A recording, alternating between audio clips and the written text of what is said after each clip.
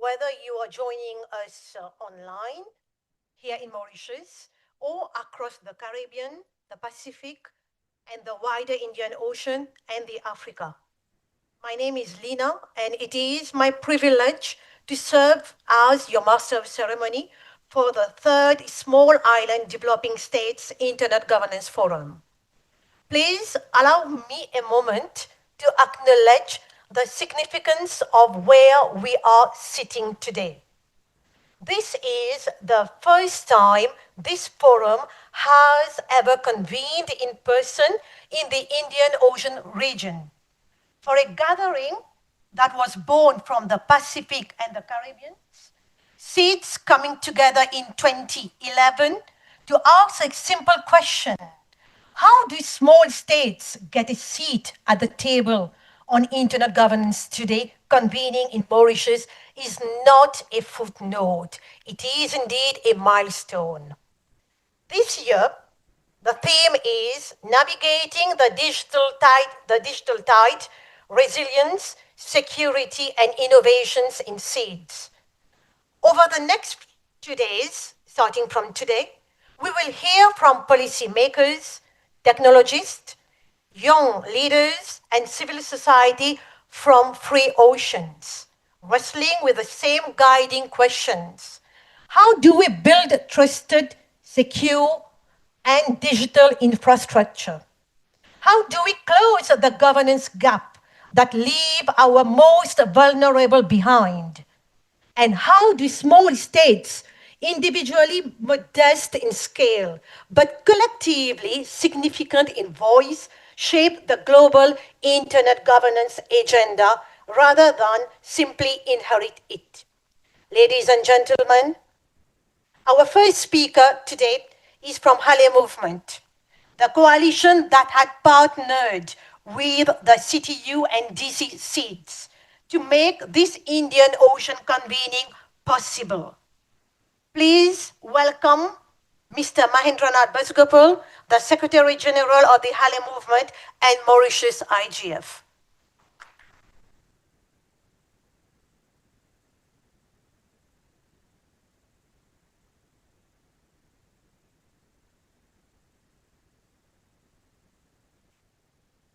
Thank you. Honorable Minister, Mr. L. Pentia, Minister of Public Service and Administrative Reforms. Mr. Nigel Cassimire, President of the Caribbean Telecommunications Union.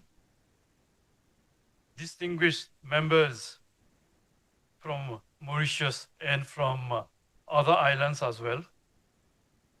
We also have partners from Mauritius. We also have colleagues from the Internet Society and also UNIGF. I'm just looking for my colleagues from Singapore. Maybe they are somewhere around.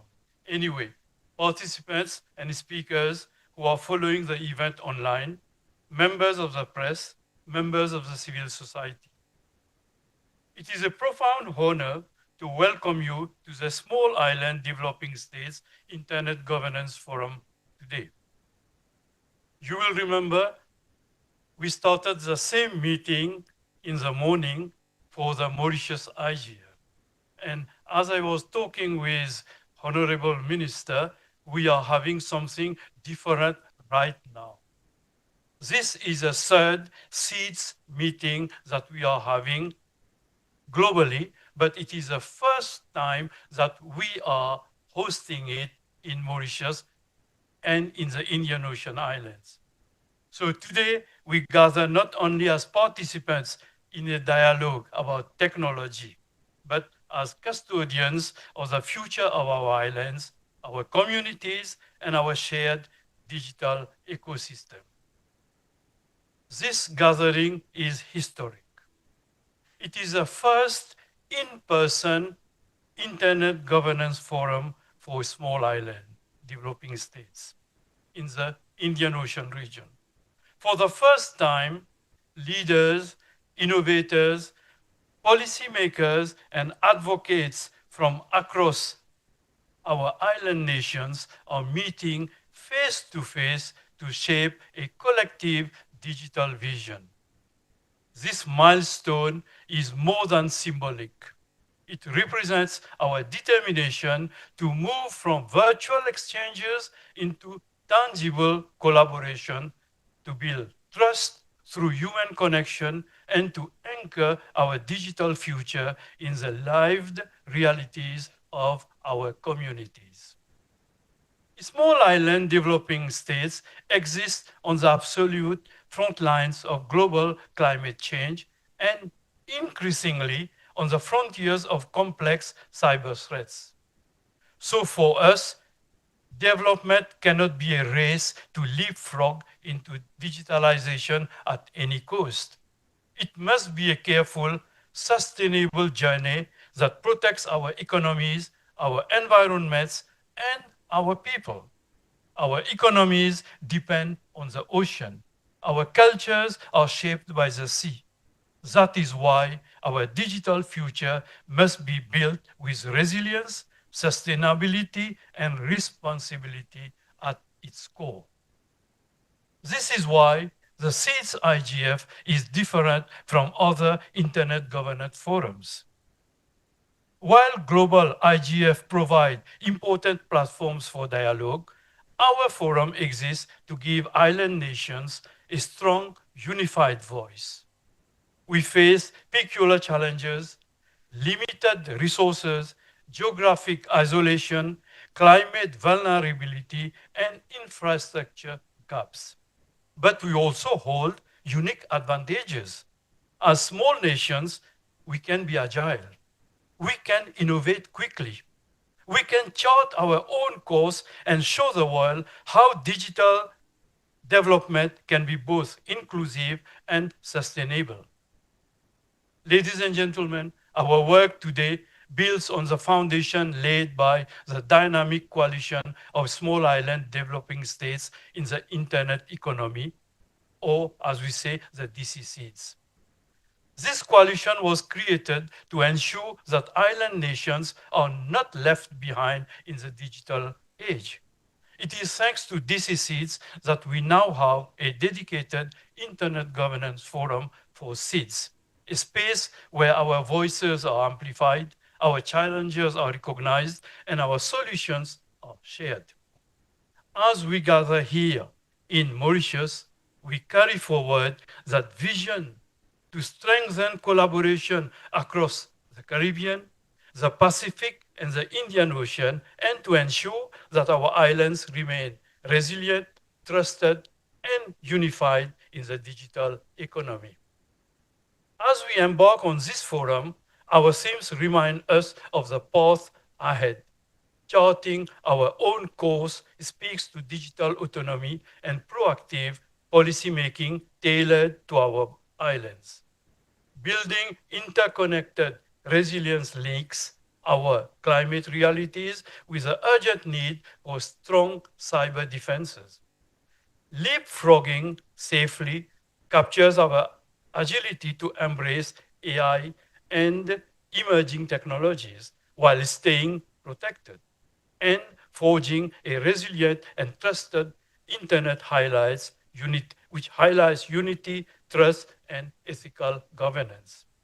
So together, these themes are not abstract ideas, but living commitments that they reflect how small islands can lead with vision, resilience, and responsibility in shaping the digital future. We are not alone in this journey. There are other SEEDS organizations, such as those in the Caribbean, who have demonstrated the power of regional collaboration. Today, Mauritius and the Indian Ocean region join that movement, ensuring that our voices resonate not only locally, but globally. And as we look ahead to the global IGF in Kenya, which in 2026, which will be scheduled some months afterwards, under the theme, Governing the Internet in the Age of Intelligence, Our Shared Responsibility, we recognize that our experiences, as small islands are vital to shaping the global conversation. The United Nations has now established the IGF as a permanent forum. This is our moment to contribute to ensure that the perspectives of states inform how the internet is governed in the age of artificial intelligence and digital transformation. So let us seize this opportunity. Let us celebrate this first in-person gathering in the Indian Ocean region as a turning point. Let us chart our own course, build interconnected resilience, leapfrog safely, and forge a trusted internet. Let us show the world that small nations, though vulnerable, are also agile, innovative, and we are united.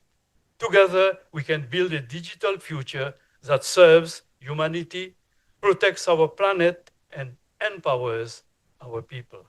Thank you.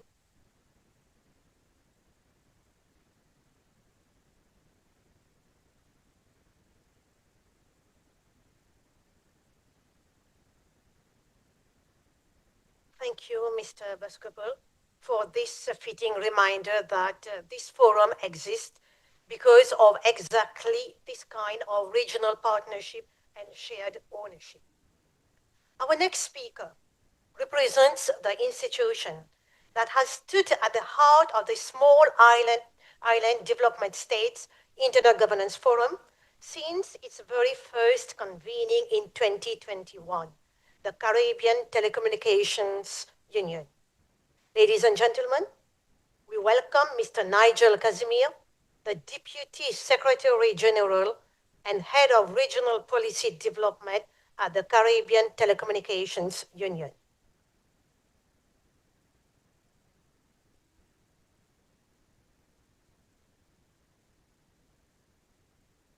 Thank you, Lena, for the introduction.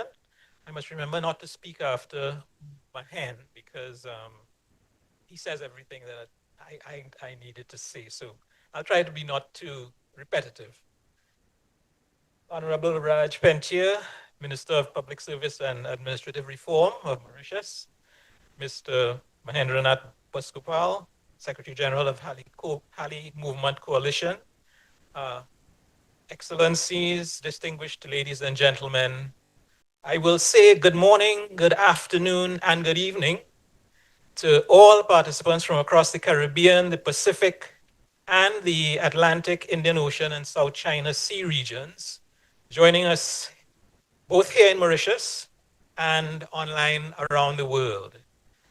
Those regions I called are really the United Nations' categorization of SIDS regions around the world.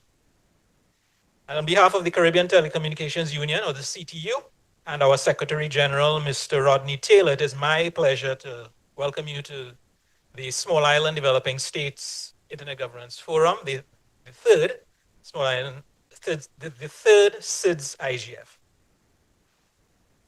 I'd like to extend my and the CTU's sincere thanks to our host country, Mauritius, and to our partners, including the Halley Movement Coalition, the Dynamic Coalition of SIDS in the Internet Economy, the DC SIDS, as Mr. Busgopaul mentioned, the United Nations Internet Governance Forum. The Secretariat is very supportive of Internet governance for around the world, including this DC SIDS. And here I've lost my you know, the what you call it, the technology always fails you in the middle of everything.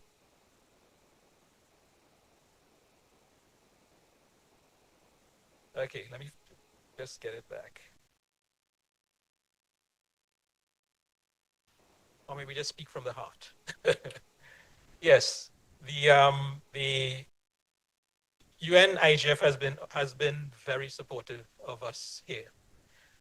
This is the third SIDS IGF, and as was mentioned both by Lena and Mr. Busgopaul, we have actually started this journey since 2011, and eventually That led to the creation of the DCCs in about 2018.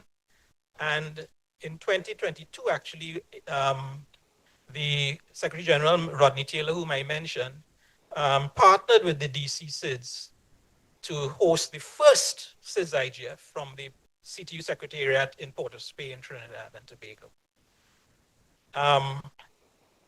That was in 2022. 2 years later, in 2024, the UN held its fourth International Conference on Small Island Developing States. It was called SIDS 4 in Antigua and Barbuda. And we took the opportunity to hold our second SIDS IGF in the margins of that UN SIDS 4 conference. So today, we're here now in Mauritius for the third. You will notice that the first two were held in the Caribbean region. And it's wonderful to finally be able to hold this SIDS IGF in a different region, and this time in the Indian Ocean region. So we have Ms. Maureen Hilyard from the Pacific region in the audience here. So Maureen, hopefully we'll be looking to hold the fourth one somewhere in the Pacific region the next time. Just putting you on notice for that.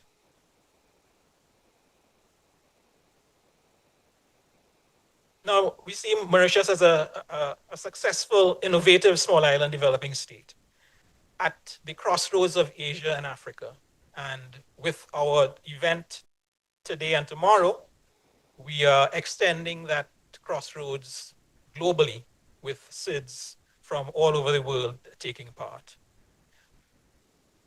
As was mentioned, as SIDS, we live with constraints, limited market size, vulnerability to natural hazards, resource constraints, critical dependence on international connectivity. And at the same time, though, we need to these things make us resilient, because when we get hit, we bounce back.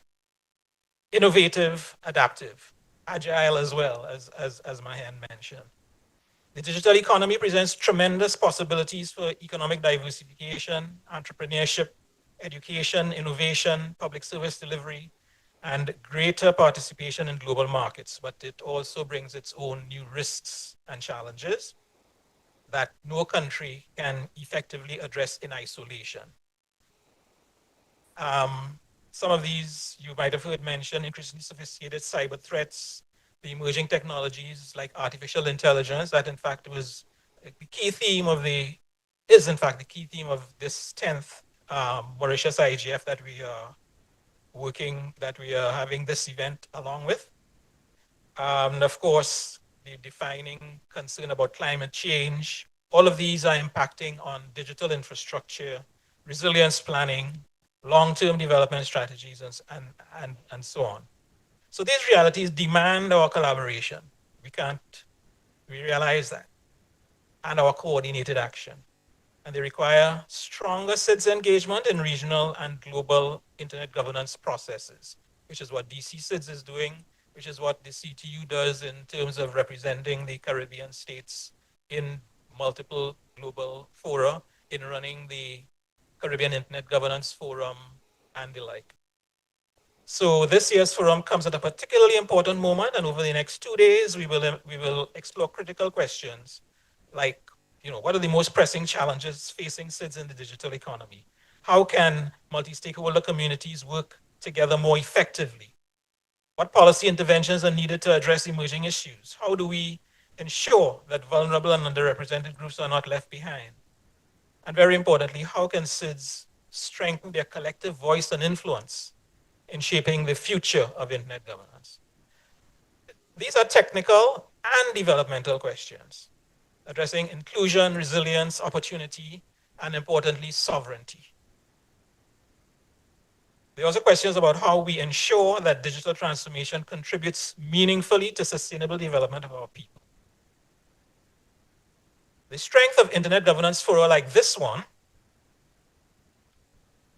lies in its multi-stakeholder model. We have governments, regulators, the private sector, civil society, the technical community, academia, youth leaders, and other citizens, each with a role to play. And no single stakeholder has all the answers. Our progress depends on our ability to listen, to learn from one another, and build practical partnerships across sectors and across regions, like we're trying to do with the SIDS IGF. So let us therefore approach this forum with openness, ambition, and a spirit of partnership. And by working together, we can help ensure that SIDS are not merely adapting to the digital future, as we would, but actively helping to shape it. The CTU remains firmly committed to supporting this process and to strengthening collaboration among SIDS. Our shared challenges are real, but our collective potential is even greater. So I thank you for your attention, and I wish us all a productive and successful third SIDS Internet Governance Forum. Thank you.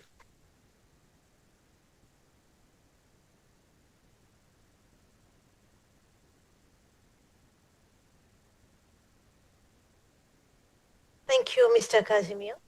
And thank you to the Caribbean Telecommunication Union Secretariat for the continuity and stewardship that has carried this forum from its very first virtual convening through the milestone we mark here today.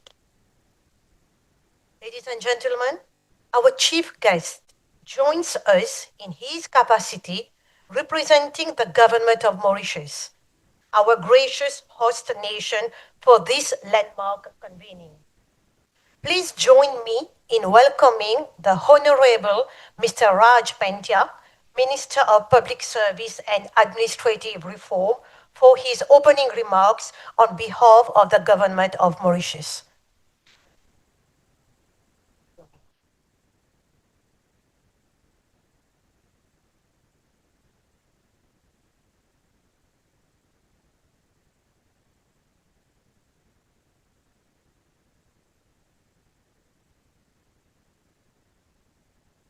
I've been informed, ladies and gentlemen, His Excellency Mr. Gokul, our President, couldn't be here due to health reasons.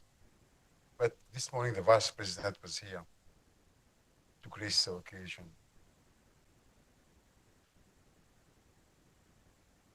Mr. Cassimire, I asked Mr. Busgopaul whether you were from our region.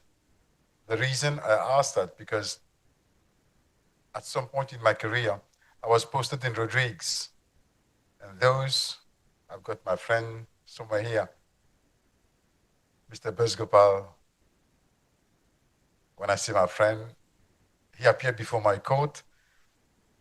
I know him from his student time. Then he appeared before my court with his robe as a barrister. He does very well in his profession. And I'm happy to share these moments with you, my young brother. Cassimire is a common name in our region. And this very fact brings you closer to us. It is both a Mauritian and a common Rodrigues name. So our past is not that different, Nigel. Welcome to your country. As a representative of the CTU, and for choosing our country to base this forum, we are grateful. We are grateful also that the Halley movement is collaborating so strongly through Mr. Busgopaul. He's dynamic, he's got visions, and he thinks what the near future is bringing and how to build from it. So my regards to you, sir. I shall speak in the name of the government, of course, but also from my ministry, which is concerned with two words coined by Nigel earlier on. If you allow me, instead of calling you Mr. Cassimire, public service delivery. How can we improve the public service delivery? And this is perhaps where and why I am interested with the whole process of internet, digitization, and AI. eventually. It is first and foremost not only an honor, but it's a privilege for me to address this gathering. Ladies and gentlemen, Excellencies joining us through the internet and the video conferencing, welcome aboard. Allow me at the outset to warmly welcome all of you from abroad to our country. I hope by now you had some lunch, and I hope also by now you're still awake. Because Nigel said to me it's 8 hours time difference. Then Nigel knows how we suffered through the World Cup.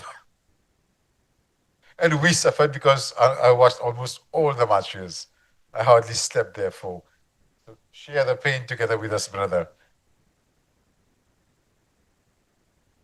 Today's gathering is particularly significant because it brings together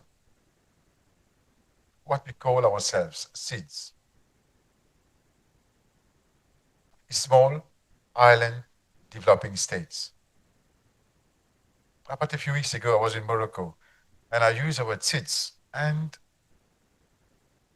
one of our African brothers, he spoke straight after me.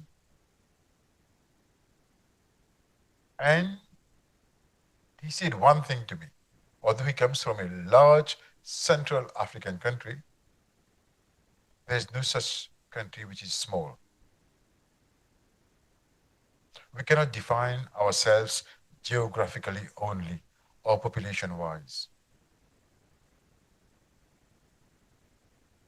I'll follow Nigel's example. I do not depend on my mobile, but I will speak from my heart. We cannot say we are different. We cannot say we are limited to the shores of our countries. And we call ourselves inhabitants of small island developing states.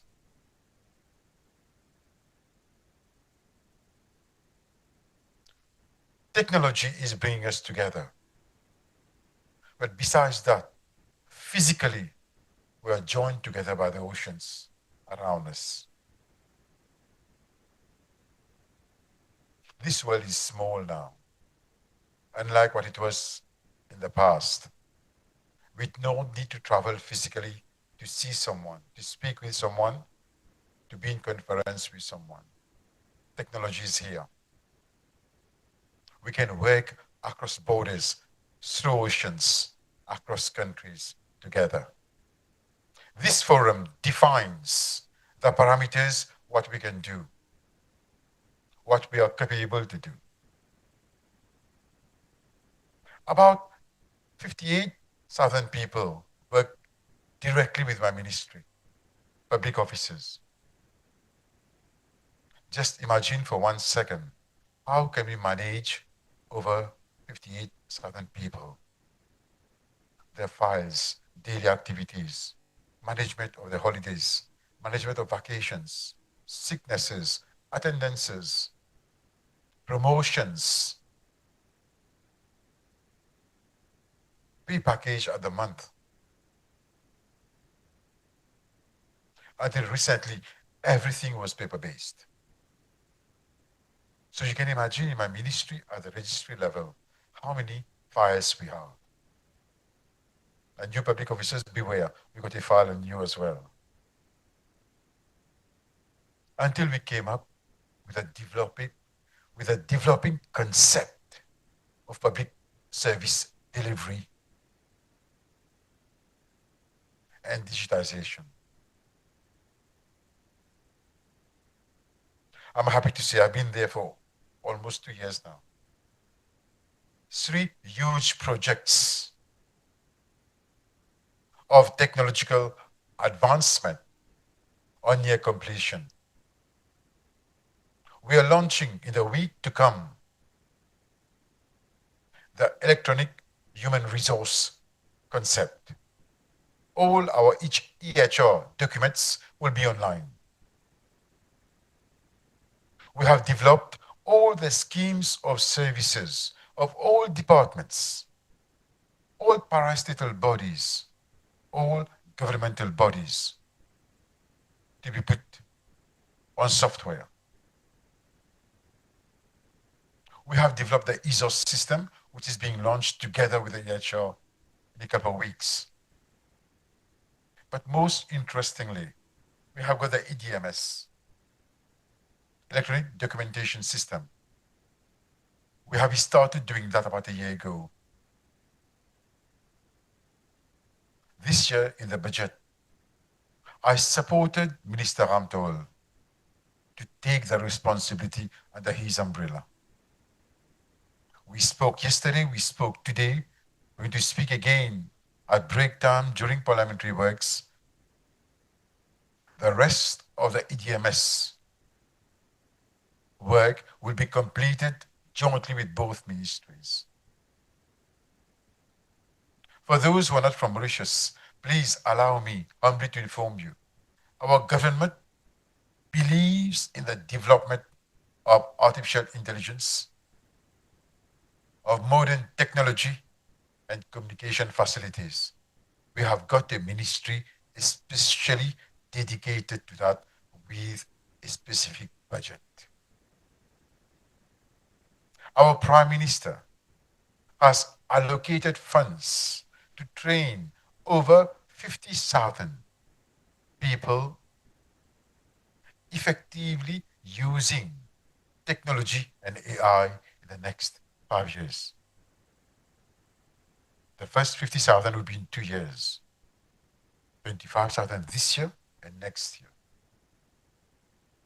And we are focusing on the public officers first.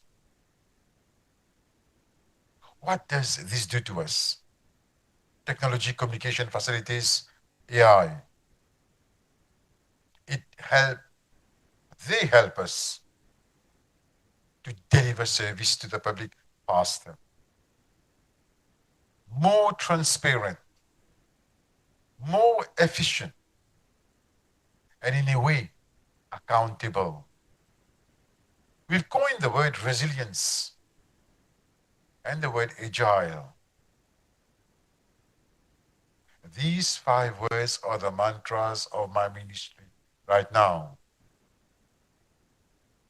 Our objective is, in the next year, with a new law which I'm bringing in place, the Public Sector Reform Act must become a bill first, as my brother Busgopaul will say. But eventually, through legislative procedures, that will become an act. It's high time we develop the public sector with the new technologies. We want to deliver a service which is transparent, which is efficient, which is accountable, which is agile, flexible, to learn and develop, but which is resilient to the hurdles of the way. And all these 4 qualities should be people-centric. People should be at the center of our service. This is our objective.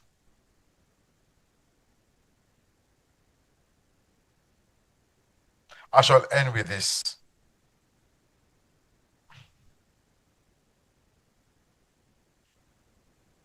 From where we come, most of us, either in our garden, around us, while we travel, we see trees around, right? How many of us paused for a second and gave it deep thought? That in fact, the tree that we see around us is growing at the same time in 2 opposite directions.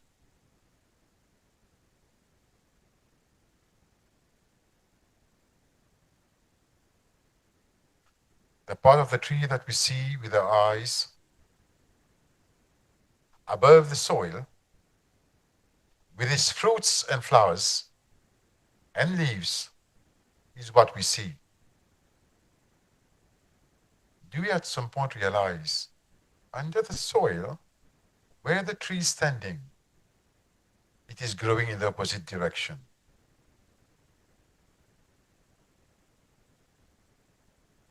And yet, one cannot exist without the other.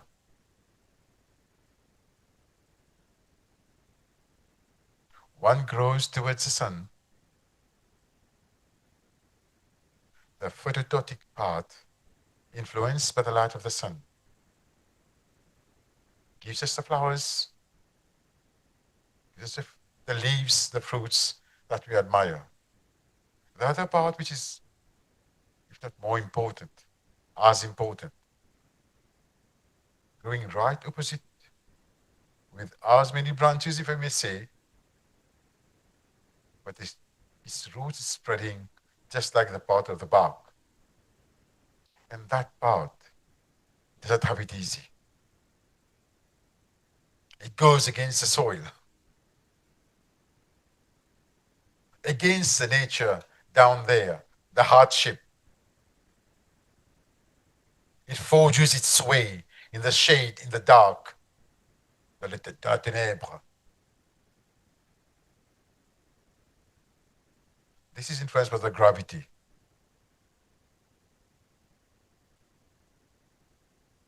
Why do I take the example of the tree at this juncture?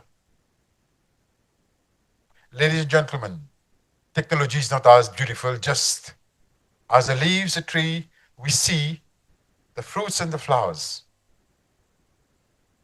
Forget not to see and consider the roots under the soil. If not important, more important are they for the technological development. AI is a buzzword. AI is coined almost every minute in the city, around the world. You open your phone, there's an AI ability tool to use it. You're searching information today, you go through AI. You want to write a speech, you go through AI. My son is studying. He uses the AI agent provided to him by the university for his research. He's not taking notes like in our days with a big folder, writing everything down and reading it. He's just downloading information as he's going. Why do I refer then to the roots? Let us beware of the dangers of AI. Let us beware of the dangers of telecommunication developments. Let us put in our system to address in this forum what are the hazards facing our children, facing our family, facing us as professionals.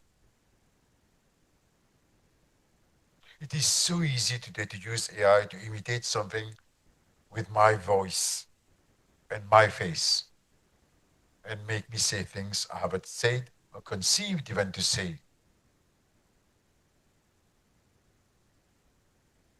As policymakers, as a responsible government, it is our responsibility to protect the vulnerable.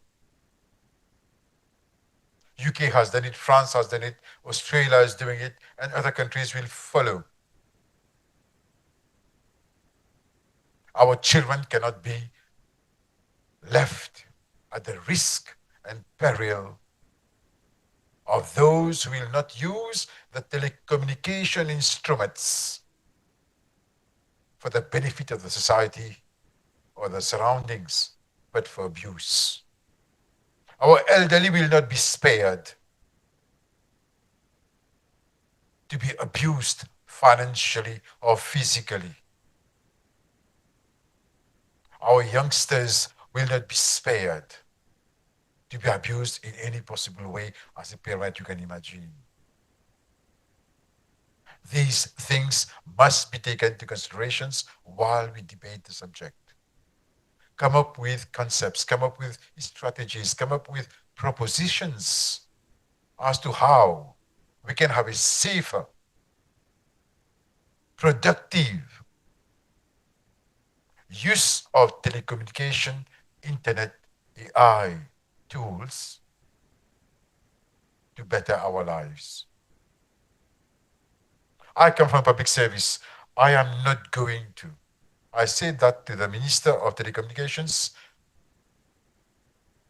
Information Technology and Communications, or UAE, in the conference, just to inform everyone here.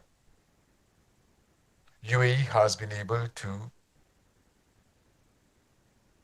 digitize and put AI tool into 92% plus of its public service. You come to my country, you apply for a passport, it might take you a week or two, sometimes 3, because everything is paper-based. You will have to go to the police, the DPP's office to find out your files, go to the courts, get all your documents, whether you got a clean record or not, and the procedure is long.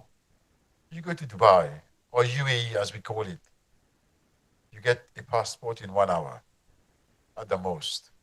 You walk in, you walk out. You walk in with information, they give you a receipt. Yes, sir, it's up. You're going to receive your passport. All the information is clear. You go for a McDonald's. You don't even have time to finish your milkshake. Your passport is already printed and enveloped. This is what telecommunication instrument and AI can do for you. But UAE is capable of making redundant its human resource to 92%. Our government is refusing to do that. We want to keep the human touch. We want to keep our people working. We want to look after our public offices with all our heart. At the same time, we want to form them, train them, and provide them with capacity, building opportunities to use instruments to deliver faster services.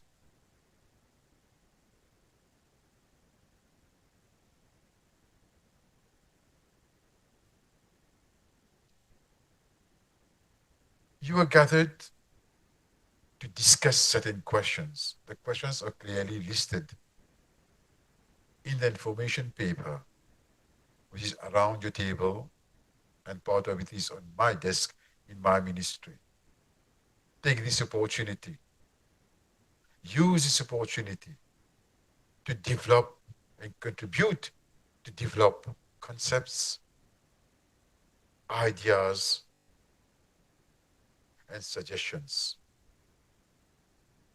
My contributions here will not end just with my intervention. Believe me, I am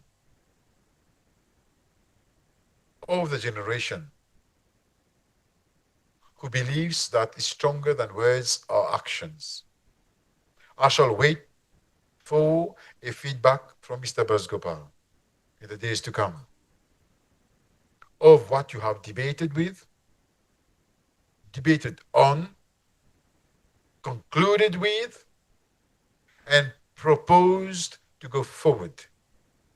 So that when I develop my law, the part which is concerned with capacity building for my public officers, my colleagues working with us at my ministry, I can include that in the program for training.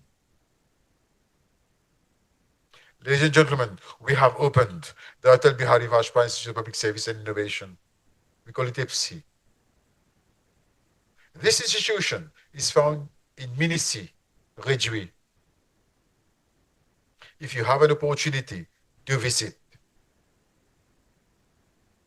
if you have an opportunity, at least visit us on the website. Find out what we are doing. Find out what we want to do. Find out where we are going. We put the name of the institution Atal Bihari Vajpayee. It's not an accident. It's deliberate. Atal Bihari Vajpayee, forget the political side. He was a man of vision, a man who conceived ideas. First and foremost, he was a poet. but he conceived ideas where his country will be in 10, 20 years after him, after he's gone. And today, if India has got one of the highest growing economy of the world, in the geopolitical climate at present, is due to the vision of that person. We want to make that institution a center of excellence for Africa, not only for the Indian Ocean, for us, but for the whole of Africa.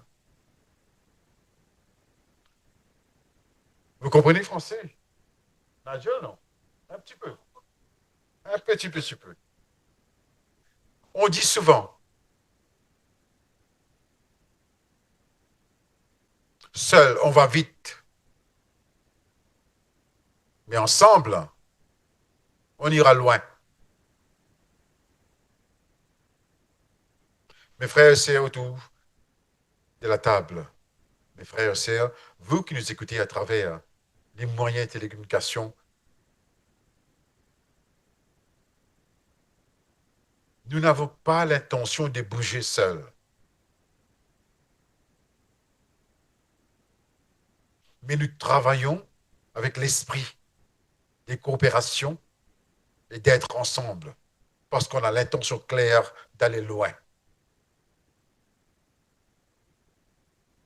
Au nom de mon gouvernement, au nom du ministère où je travaille avec mes collègues, je vous dirais merci d'être présent, merci de m'avoir écouté, et merci de prendre au moins un petit peu en considération la demande que j'ai faite pour qu'à la fin, je trouverai des propositions de votre part sur ma table pour en utiliser en bonne science, pour développer ce qu'il y a à développer dans ce secteur aussi vite que possible.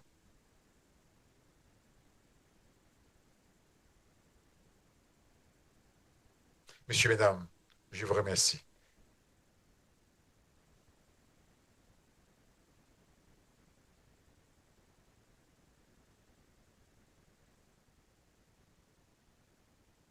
Honorable Minister, I thank you for your remarkable words, your remarkable example, and your remarkable speech. On behalf of Halley movement, we are going to make sure that we are going to send to your ministry the recommendations and the outcomes from this forum.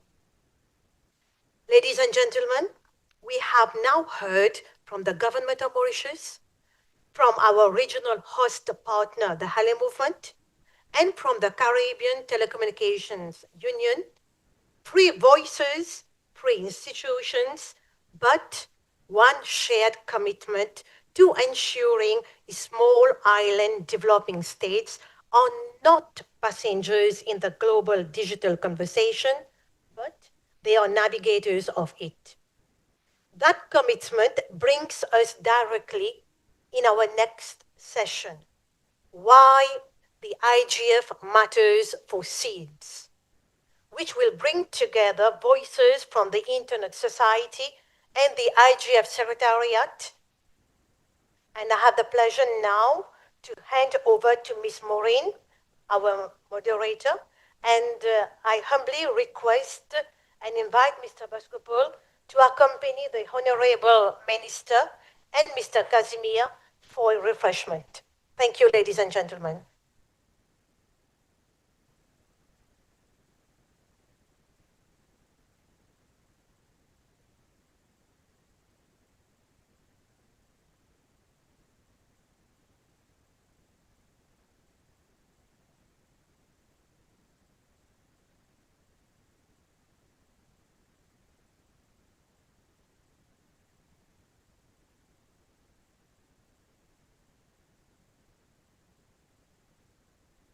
Hi.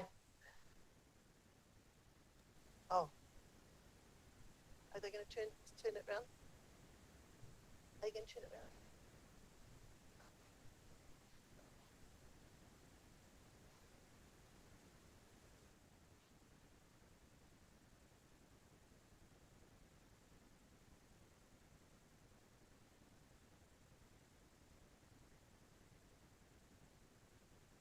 out of it.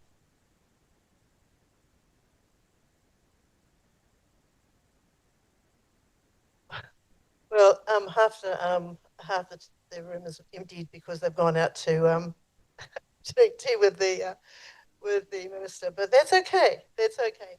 For those of you who are left behind, hi, I'm Maureen Hilyard from the Cook Islands, and I'd like to first of all, thank the minister and Nigel and Mahendra for those remarks they made for the start of our SIDS IGF today. And it's a great pleasure this afternoon to actually be here in Mauritius and to be able to welcome those from the 3 regions of our SIDS community, the Pacific, the Caribbean, and the Indian Ocean, who have joined us both in person as well as remotely at very inconvenient hours of the night to participate in our 3rd SIDS IGF in collaboration with the National IGF in Mauritius. But with me today in this first session of our SIDS IGF, I'm very honoured to be able to share some time with 2 special guests who have significant roles with the IGF ecosystem and with whom I would like to explore why it's so important that we from small islands contribute to the discussions about internet governance that impact our SIDS communities. Firstly, I'd like to introduce Jennifer Chung, who has had a long and notable connection with the global IGF and very recently was appointed to the chair of the IGF Secretariat's Multistakeholder Advisory Group, which I will from now on, refer to as the MAG, which you'll hear more about during this brief session. And with her, we also have Olaf Kolkman, who is a senior advisor to the Internet Society, and he is a spokesperson for ISOC, which is one of the many stakeholder groups which makes up the IGF MAG that Jennifer chairs. So getting back to business, because we only have a short time before the next session is supposed to start. But Jen, to kick us off, could you give us a brief introduction into what the IGF Secretariat is and what the MAG actually does within the IGF? Thank you very much, Maureen. My name is Jennifer Chung. I am honored to first, of course, have this invitation to speak with all of you and to be with you at the 3rd SIDS IGF. I actually am currently physically located on a little island in the South China Seas. I am in Hong Kong, which is my home. So just a little bit of clarity. So the MAG, the Multi-Stakeholder Advisory Group, isn't actually under the IGF Secretariat. We are actually directly appointed by the UN Secretary General to advise him or her. Of course, our new Secretary General could be another person, but currently, of course, to advise him of the annual agenda for the IGF. So the 40-person MAG, the Multi-Stakeholder Advisory Group, and also additional members from the former host countries, different UN agencies who are observers and also participate. So that is quite a good group of people. Of the 40 members, there are split into 4 different stakeholder groups. A quarter of them are from the government stakeholder group. A quarter of them are from the technical community, of which I am a part of, and Olaf also, and he will certainly tell you that he is also part of this. Another quarter of them are from the private sector, and the last quarter, but not least, is from civil society. So the MAG does, of course, that is in our terms of reference, we do curate and advise on the agenda of the IGF, but it's not just the annual meeting. So the Internet Governance Forum, I'm sure you've heard of that, but it is not just a single meeting at the end of the calendar year or usually in the 4th quarter of the calendar year. It is also a series of different tracks of intersessional work. Of course, one of it is the national, regional, sub-regional, and youth initiatives, which SIDS, of course, is a very important part of it. I think it's especially important this year, so for us to look at how we can build this new permanent mandate IGF going forward, because I'm sure you will have heard at the end of last year, we had the all-important WSIS plus 20 review, and part of the outcomes to our great celebration is making this Internet Governance Forum a permanent forum in the UN, I guess, wider system. It's also important because the IGF is a multi-stakeholder forum that discusses a lot of Internet governance and digital policy processes, especially with emerging technology. And of course, as you all know, lately all the rage and all the topics are surrounding artificial intelligence and its governance and ethics and everything to do with that. So for this year, the Global IGF's overarching theme is governing the internet in the age of intelligence, our shared responsibility. So back to Maureen's good prompt, I really want to encourage us to think, especially with the impact every single national, regional, sub-regional, and youth initiative has for SIDS. I think it is particularly important. Small island developing states have the unique opportunity to be able to have the set of challenges, but best practices that come out of all of the unique situation regarding geographic isolation, regarding climate vulnerabilities, and all of these things that are really good learnings that can be shared with not just the other 180 plus NRIs, but certainly to be reflected into the global agenda. So I'm going to stop here a little bit. I think I've gone on at a little bit of length, so I'll hand it back to Maureen. But thank you. Thank you very much for that introduction, because that sort of like really does set the scene for some discussion from Olaf about, you know, like this new decision by, you know, to expand the IGF. You know, like what impact does that have on the Internet Society and its achievement of its strategic goals, for example? Olaf, you're muted. Yeah, sorry for that. Yeah, so the permanence of the mandate, the volume is a little bit soft, but I think the permanence of that mandate is incredibly important, because it basically gives credibility to the multi-stakeholder model of internet governance, and that model of internet governance is incredibly important, because it is that model that allows people and organizations to bring the internet to the most hard-to-reach communities. And here I'm actually quoting from a speech that we gave at the UN General Assembly when the WSIS was discussed. It also helps, that multi-stakeholder model, to shape enabling policy environments that accelerate connectivity. Again, something that is incredibly important for SIDS. It makes high-quality open standards, open data, and open source technologies available to everyone. I was just listening to the minister, and he was talking about how to digitize the Mauritius society. And the availability of all those things will help the acceleration of that. And finally, and I think that's very important in the context of NRIs, national and regional IGS, such as this one, it enabled us to learn from one another and identify solutions for some of the most stubborn and harmful digital challenges of our time. Those are quotes from the WSIS speech, but that reflects on why multi-stakeholderism, a multi-stakeholder approach to internet governance is so important. And it doesn't only happen in the IGF, but the IGF is the reflection of that within the UN system. And that's why the permanence is so important. Now, we collectively have to make sure that that permanence is also meaningful. And I hope that as the Internet Society, we can contribute to that. Back to you, Maureen.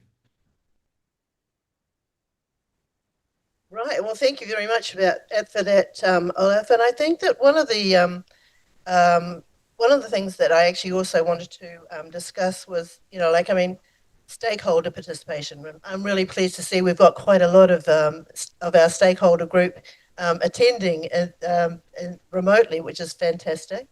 But small island developing states always have limited resources. And as this event shows, there are three of us who are not from Mauritius, with Tracy, Nigel and I representing the Pacific Caribbean. But even remote participants from our regions will be taking part in different parts of this event, which we're very grateful for. And because they recognise that it is important that their voices from small island developing states, that they actually engage in these global dialogues. So Olaf, first, how can organisations such as yours help to create more meaningful opportunities for the voices of minority groups of users, such as our small islands, to be heard at the global level? Any ideas? Jennifer? Well, yes. Now, first, we are we believe that the system of national and regional IGFs is one of the tools by which that voice can be heard and implemented. And of course, we have the internet itself to help with getting people together, like in this IGF. But I really think that the cycle of learning is really getting the experiences from the ground and collecting them in a national sense and regional sense, and then bringing them to the global IGF. It doesn't mean that everybody needs to come to the global IGF, but it does mean that those voices need to be represented in the global IGF. That can fortunately be done in a meaningful way remotely. But in addition, for instance, we have we sponsor some fellows to come to the IGF annually, mainly youth fellows, and we actually support, as the Internet Society, this whole framework of national and regional IGS and schools of internet governance, so that there is a capacity to let that voice be heard in a meaningful way.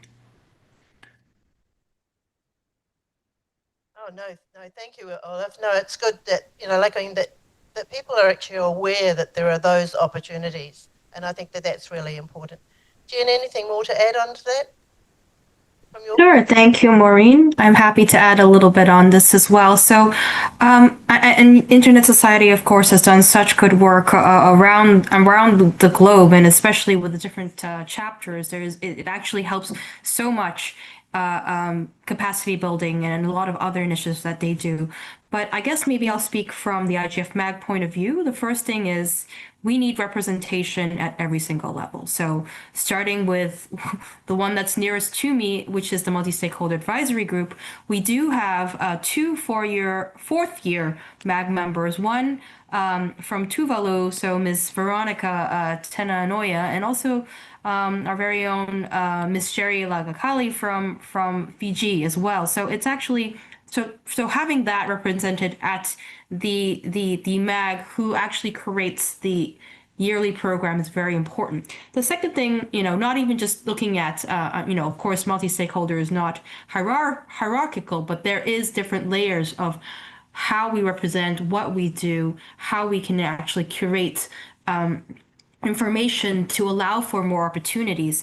There's also, of course, meaningful capacity building. And I'm actually very glad to, on a different role, participate in a lot of capacity building for the Asia Pacific region. And I see a lot of Asia Pacific former fellows in different capacity building programs online as well. And I think that is especially important when we have something like a regional IGF, like APR IGF, held at Vanuatu. We had that one year, I think it was 2018, if I'm not mistaken, or 2019. Now my memory is going a little bit for pre-COVID times. I think it's a sign of the times as well. But having something like that there actually shows a lot of locals, and especially the youth in the local capacity, that this is something that they can take part in. This is something that they do have a seat at the table. So this is why it's so important that the SIDS IGF also, for the very first time, is having its physical meeting in the Indian Ocean in Mauritius. So it actually definitely brings a lot of momentum to a lot of the interest, a lot of the youth, a lot of the local stakeholders who may not have had the chance to actually interact with these different internet governance issues and policy issues, to be able to know that this is something they have to pay attention to. So I think it's really important for us to maybe in the future, one of the SIDS countries might be interested to host the global IGF, and I think that would be a really good opportunity to show the world that this is really important to go to every single corner of the world. Thanks. So Maureen, if I may extend a little bit, we talked a little bit about the how to participate in multi-stakeholder governance, how small nation and development states, SIDS, how they can contribute. But the why is important too. And for me, it's really, we have 2.2 billion people unconnected on this planet.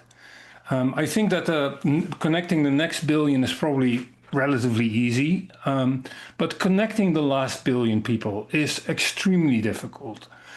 And those are the people in the most remote places. Those are the people that write in scripts that are not widely used. They speak languages on which large language models have not been trained on. And frankly, they have not been exposed to the vile that is also part of the internet, and they may fall for its traps once they are connected.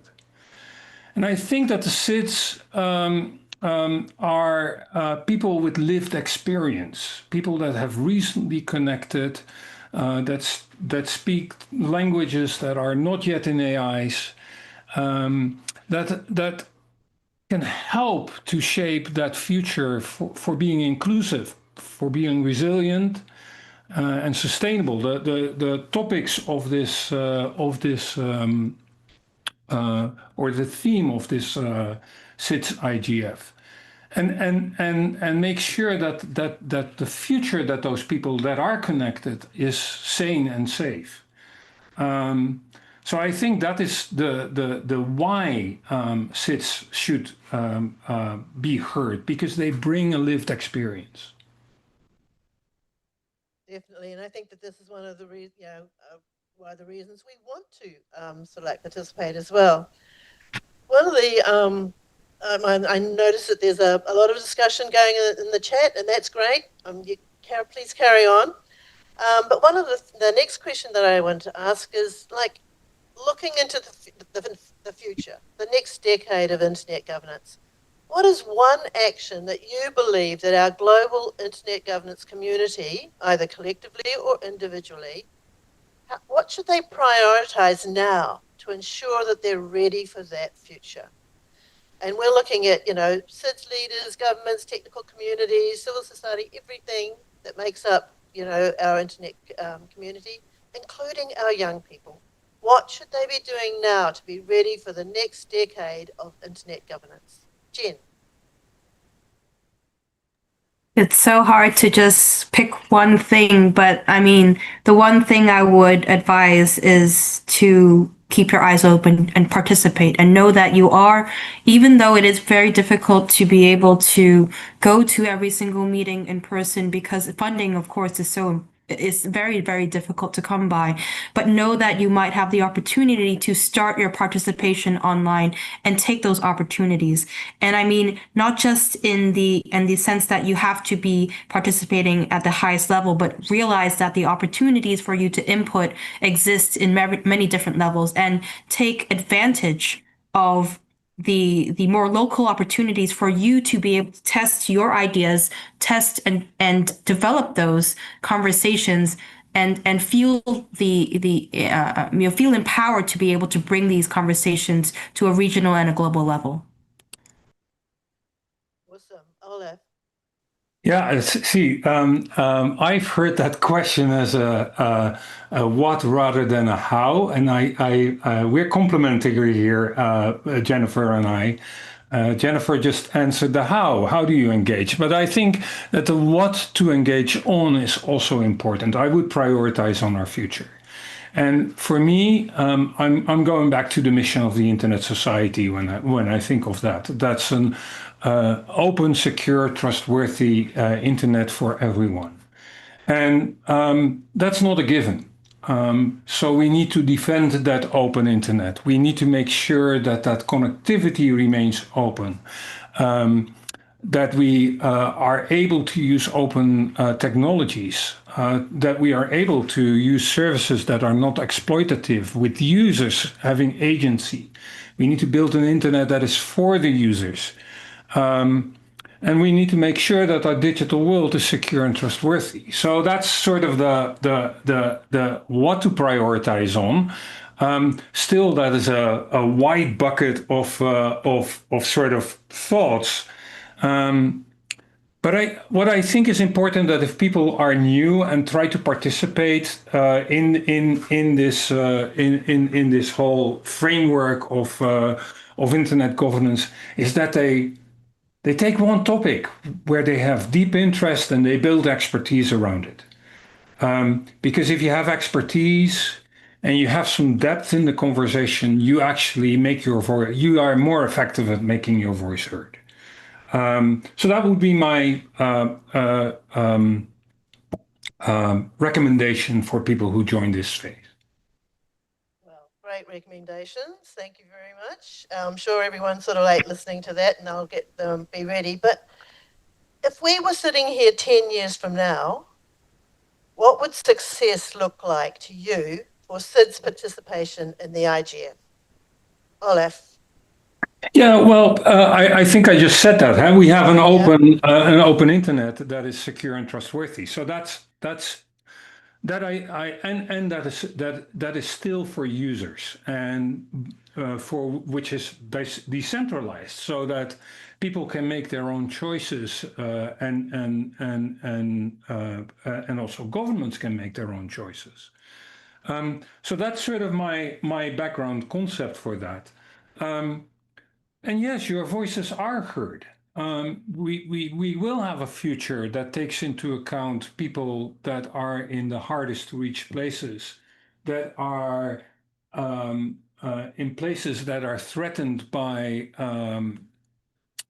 environmental effects if we do this wrong.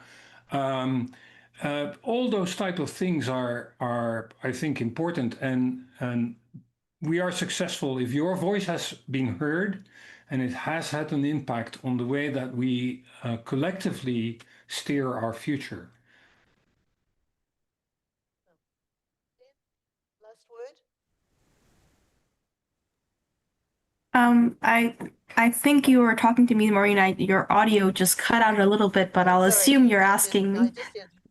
Your contribution on this elevator pitch about how we will be in 10 years' time, and to finish us Sure. I mean, I think I hinted at it earlier. To me, success means we have a global IGF in a SIDS country. That's very easy, very simple. That to me would be incredible. One more is, of course, knowing all of the good learnings that we take from and we discuss here at SIDS IGF, additional editions of SIDS IGF around the world, that we could actually take those impacts and reflect that into the global dialogue, reflect that into the global intersessional work, reflect that into the different streams of policy networks that we have, so we can all learn from it. So that to me would be a resounding success. Thanks. Well, thank you so much, both of you, and I'm really pleased to see there's a little bit of light in the background there. It's sort of like probably not the same in the Cook Islands, but thank you very much for participating in our short introduction to the SIDS IGF, and we're very pleased to have had you here as our special guests. To those who are actually sort of like listening in, wise words from our leaders in the world of the internet and world of internet governance. So I'd like to thank our special guests, Jennifer Chung from the IGF MAG and Olaf Kolkman from the Internet Society, as well as our in-person and remote audience for joining in the chat, which is really interesting. And so I will now pass this session over to Nigel Cassimire. He's just getting himself organized.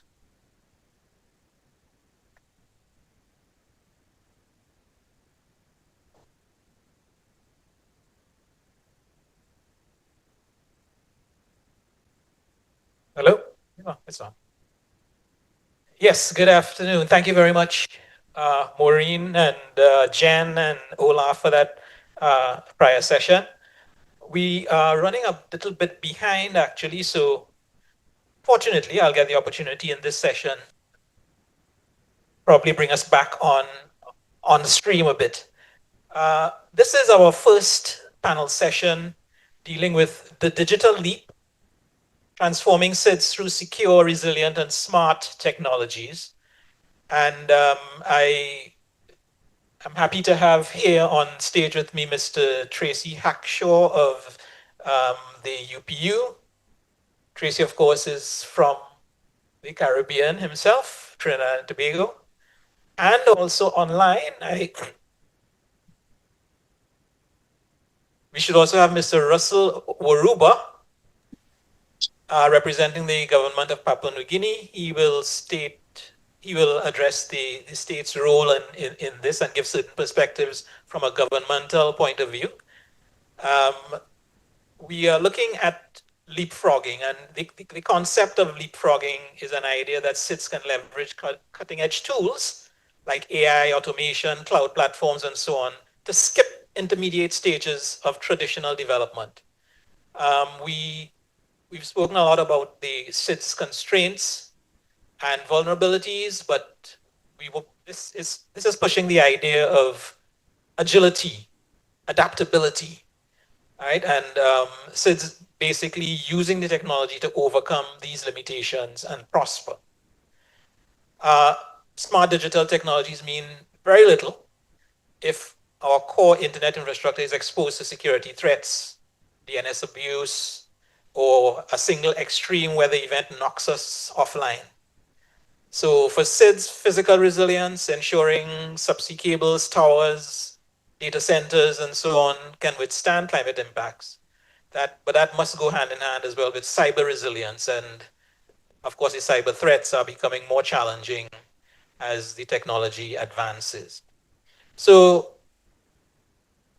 we were supposed to have a third panelist, but in terms of the timing, it did not work out. So we will proceed with the discussion with the two panelists and hopefully save some time and get us back on track with respect to the time. So how we propose to proceed is that we get perspectives from the two panelists at first, and then we pose some general questions thereafter and allow the audience also to pose its questions to them, in fact, all the way, in fact, into the panel generally, and trying to determine strategies for moving forward for leapfrogging or opportunities for leapfrogging that SIDS can take advantage of. So I'll start off by inviting first Mr. Tracy Hackshaw to share some perspectives for us. I know he's very much involved in the UPU with the security of the postal system. That's the Universal Postal Union. I forgot to say that. And its importance, that is very important to the delivery side of our digital economy. So Tracy, over to you. Thank you very much. So thank you, Nigel, for welcoming me. So as Nigel said, I'm from the Universal Postal Union. I lead the .Post business unit and also head up the cyber resilience team at .Post, where we are looking to drive a more secure sector. As you mentioned, we look at the delivery side of the economy. So we call it the delivery economy. So essentially, when you are buying something online, people don't think about what happens between when you purchase and when it gets to your door. And that entire supply chain is something that has become under threat.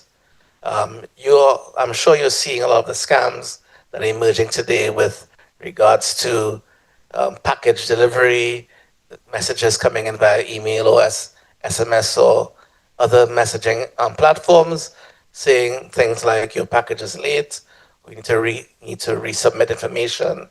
The majority of those messages are phishing or smishing messages. Some cases even phishing, coming in via phone calls, voice notes, you name it. And of course, with the AI-driven environment, we're seeing a lot of those calls and messages becoming increasingly more sophisticated. So what we are trying to do at the UPU is wrap our arms around the entire sector, not just the post, but also the payment services, the people who are doing all of the logistics in between, logistics operators, freight forwarders, customs brokers, the shipping companies, airlines, train, land, wherever you have it, and help them understand that they're part of a wider ecosystem.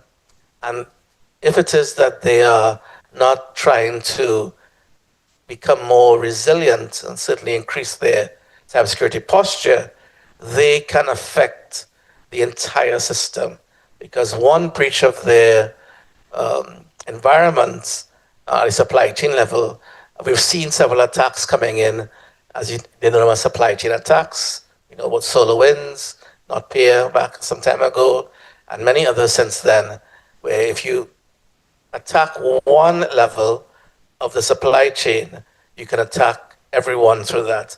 And the target may not very well be in the target company, it's the customer of that company they're trying to target. And that's very important.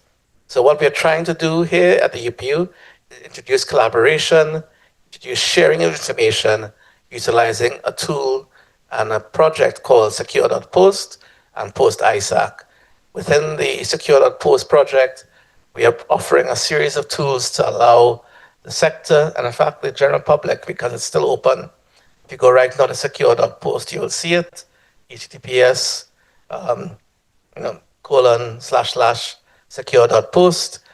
You will see a series of tools that allow anyone, but primarily the postal logistics sector, to test their website, to improve their password hygiene, to get some information about general cybersecurity awareness, training materials, asking questions about, you know, what can I do to help, testing their website to see if they're secure, and ideally in the future, well, this is happening as we speak, threat intelligence sharing. So that's moving into the post ISAC itself, where what we're doing at the post ISAC level is inviting everyone from the sector, so not just the post again, but everyone, including the postal operators, the couriers, and so on, as I mentioned earlier, to join us and come on board this platform and begin sharing information, whether you have been attacked in the past, you are currently being attacked, which is also a significant issue, obviously, if that's happening. And of course, if you have not yet been attacked, as we keep saying, it's a question of if, a question of when. So we're trying to introduce a series of tools and strategies to allow that collaboration to happen. And as we said before, you really can't do it on your own. You have to work together as a sector, and as we're in the SIDS IGF here, so we're encouraging small and developing states, whether you're coming in as a wider SIDS region or certainly within the regions themselves, so the Caribbean, Pacific, and Indian Ocean, African, and China Sea areas, to work together to ensure that you can provide that information to each other and work together to become more resilient. Thanks. Thank you very much for that, Tracy. And just in the context of the leapfrogging, would you say that through these efforts you are seeing what great advancements in the delivery type infrastructure and the digital infrastructure and the security and so on in the countries that you visited? Yes, so I think what's happening now, as if you look at SIDS, as well as I would say smaller countries, not just by size, but in terms of economies, etc., you're seeing the recognition that to participate fully in a digital economy, delivery economy in particular, you do need to do more than you're doing today. So on the one hand, improve your posture in cybersecurity, become more resilient so that you increase trust with your stakeholders, because you're competing in many ways on trust. So when you are, convincing the market that you are the preferred supplier, you need to do it not necessarily on price or features, but you can trust us and that we are more secure than others. That's one. And on the other hand, we are seeing a significant wave of what I would call diversification of that market. So much so that we see folks who are moving from the traditional package delivery business into onboarding SMEs onto their platforms and growing the local economy, which I think is a significant development, because when we looked at these countries, the local e-commerce infrastructure is very limited. It's weak. Payment systems don't exist. The delivery systems don't exist. And you find that most e-commerce, most digital business happens from the overseas markets coming in and not going out, and certainly not on the ground. So by trying to get this jumpstart the economy from that level, we believe we are seeing, as you said, maybe it was not leapfrog, but certainly little bits of jumping the queue to see if they can do a little more than just standing still and waiting for the wave to hit them, but trying to move, navigating the tide, as we say, trying to get in front of the situation and utilize the local economy to jumpstart themselves. So getting the SMEs, the people who are selling, I would want to say knickknacks, but selling, local goods, crafts, foodstuffs, whatever, getting that moving, both locally and ideally towards an export-driven environment. And that's another way of trying to drive the economy digitally, but also to grow the economy as a whole. And we can speak more about the wave of AI that will probably come and help or challenge that. But certainly at the very outset, at that level, we are seeing some movement in recognition that we need to do something in the local economy so that we can compete more effectively at that level. Thank you. Yes, certainly that driving that adoption is the challenge, and you talk about the small markets, what are the incentives to make this happen? So the initiatives from the Postal Service, I think, are welcome. And so let's introduce Russell into the conversation. Mr. Russell Woruba. He would give a governmental type of perspective on the opportunities for leapfrogging in terms of technology. So Russell, I'll invite you into the conversation now to give your remarks, please.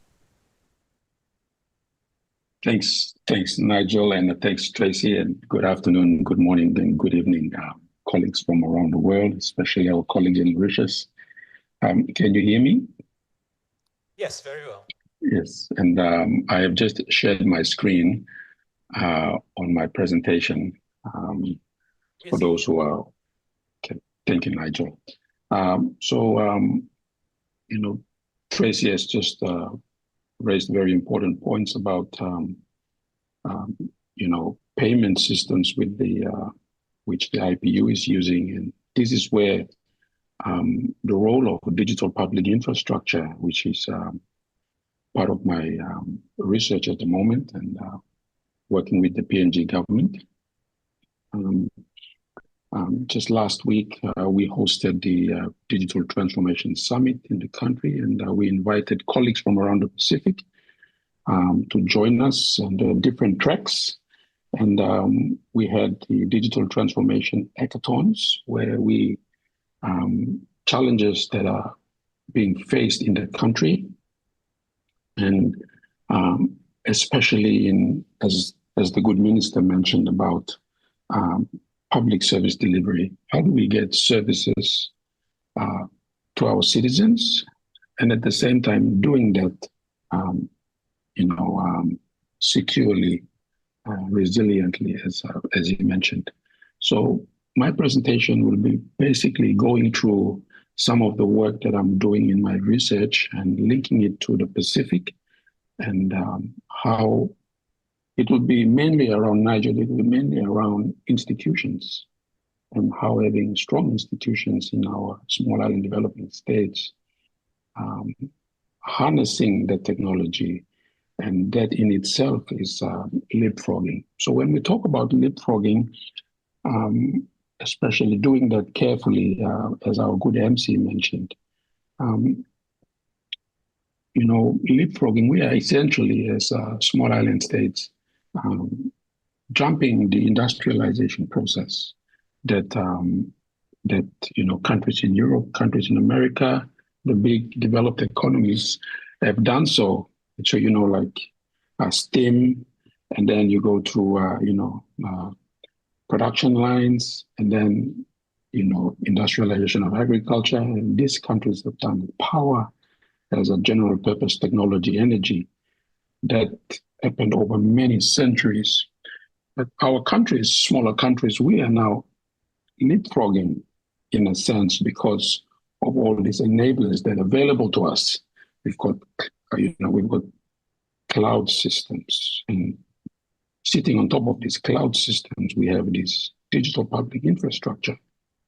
And these are basically shared systems that are reused, shared software systems that are reused across the economy. Different sectors use them. So we have systems like digital ID systems that are used by the education system, that are used by the postal system, that are used by the police, that are used across payment systems, and of course, data sharing systems.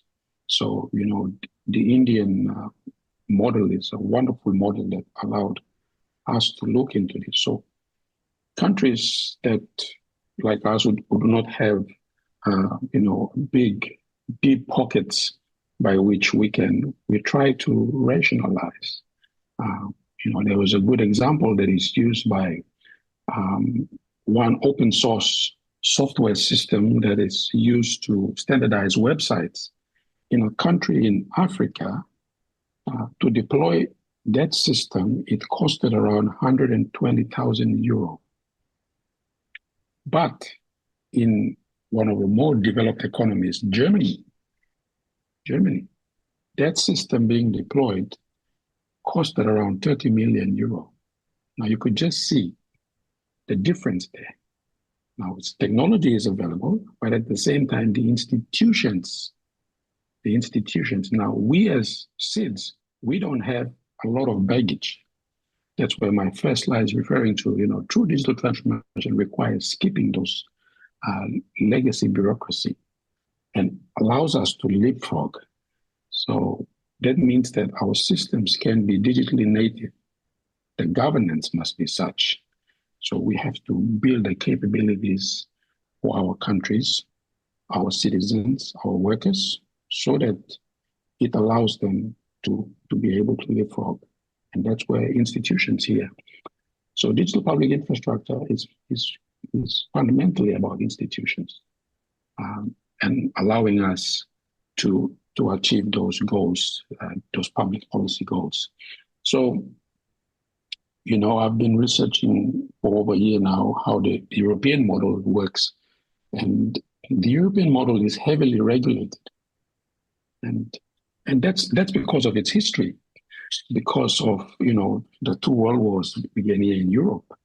And there's a lack of trust framework in the native sense. We have not gone digital yet. And of course, all those history and all those legacy. So when they're developing their laws and their regulations, they try to protect the European models, GDPR and all those models. They try to protect the citizen, their privacy, and then the assets. So you will see all the directives, all the Cyber Resilience Act, all the GDPR. It's all about protecting that. Whereas if you look on the other side of the world, you have the Americans and the Chinese. It's all about economic freedom. You do it, you break it, and then we fix it later. So these are the worlds. So when we try to adopt solutions and contextualize them for us, we have to understand the approaches that we are adopting in essence into our. So, Europe has this challenge. They're heavily regulated, legacy systems, and governance are fragmented, trying to get 27 economies to work together, all these layers.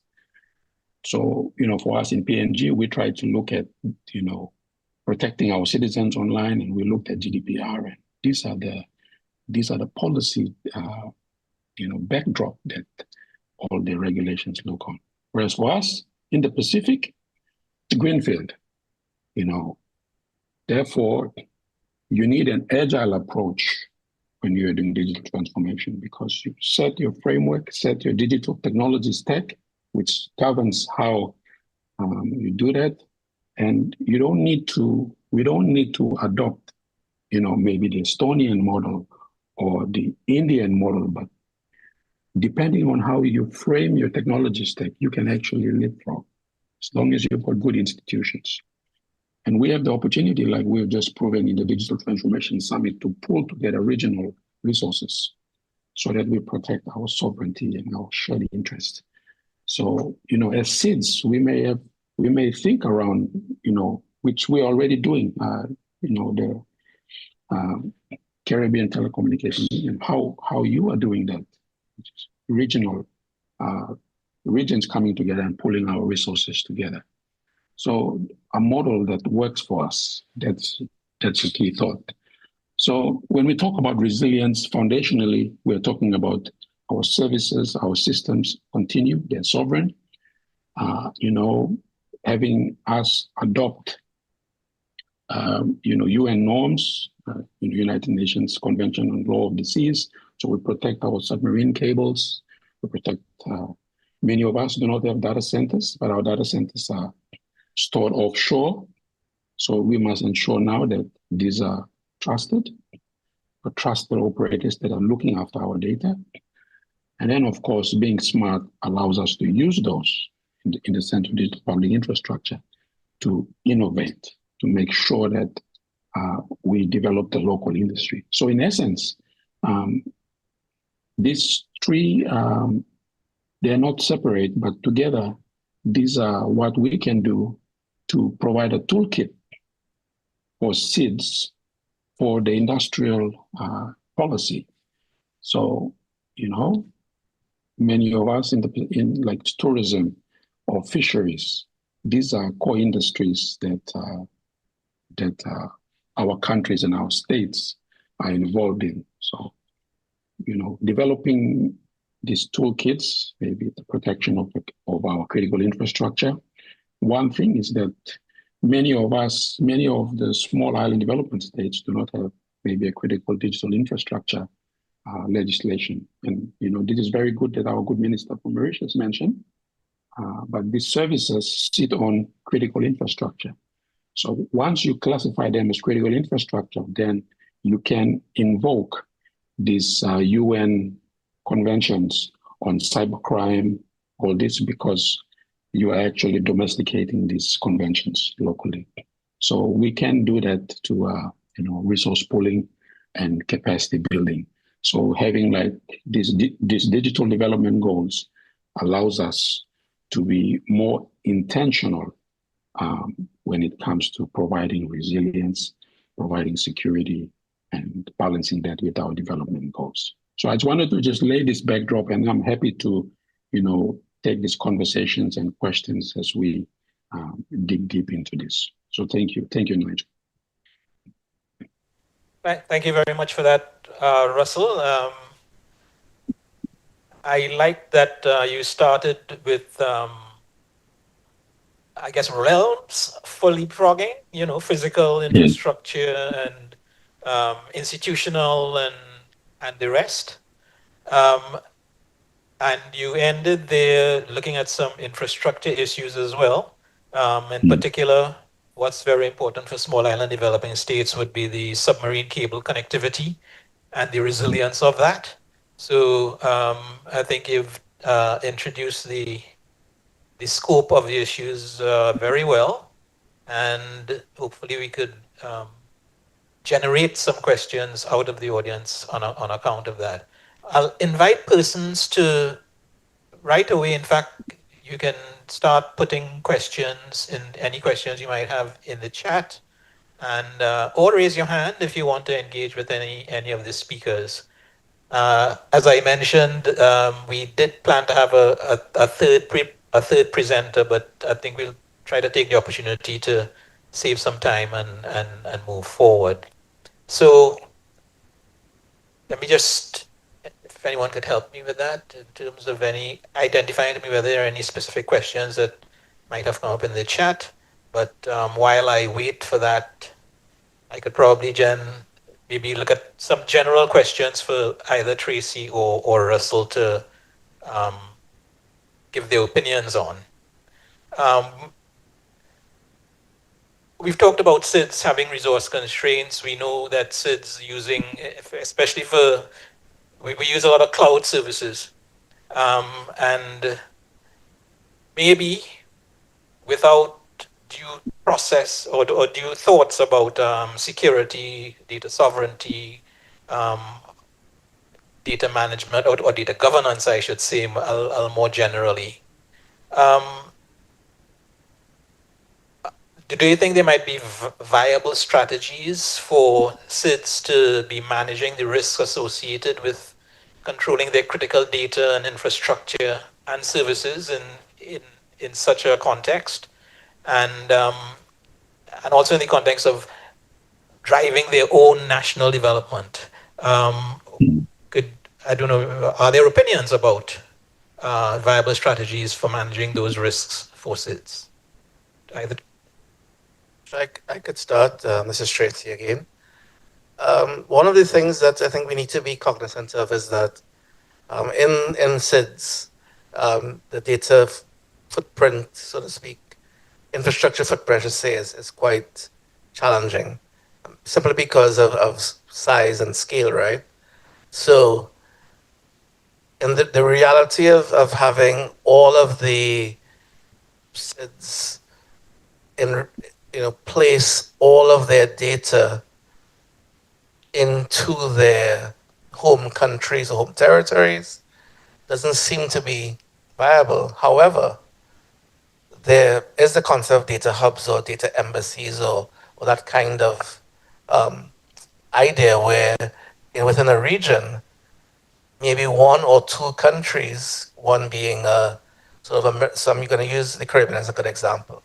So I visited Curacao last year to visit their Tier 4 data center, and Giovanni, who is the lead in that Blue Nap data center, was commenting on the fact that while they have a significant footprint in Curacao and are doing good work, they would love to have a corollary, another site, a co-located site, basically, another island, Trinidad being a good example, where their clients can have a redundant infrastructure within the region and not have to seek it internationally, like meaning outside of the region.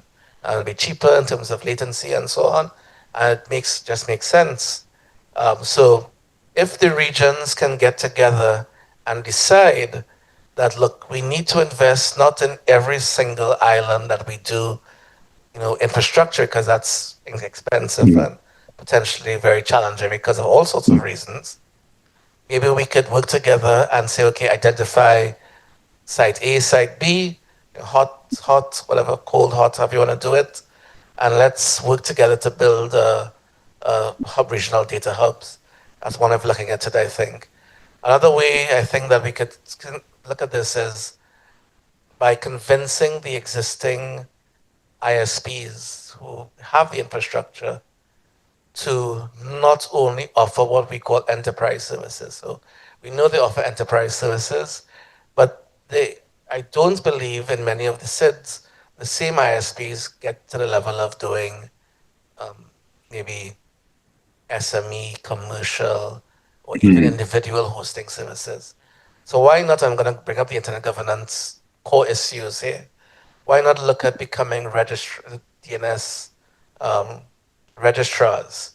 So getting into the business of registering domain names and reselling services that not only focus on enterprises, but also look at smaller businesses and potentially individuals. And that could kind of solve a lot of data sovereignty issues, because folks who are doing work in the small islands tend to go to web developers, resellers, whoever they are, and they're generally using international hosting infrastructure, etc.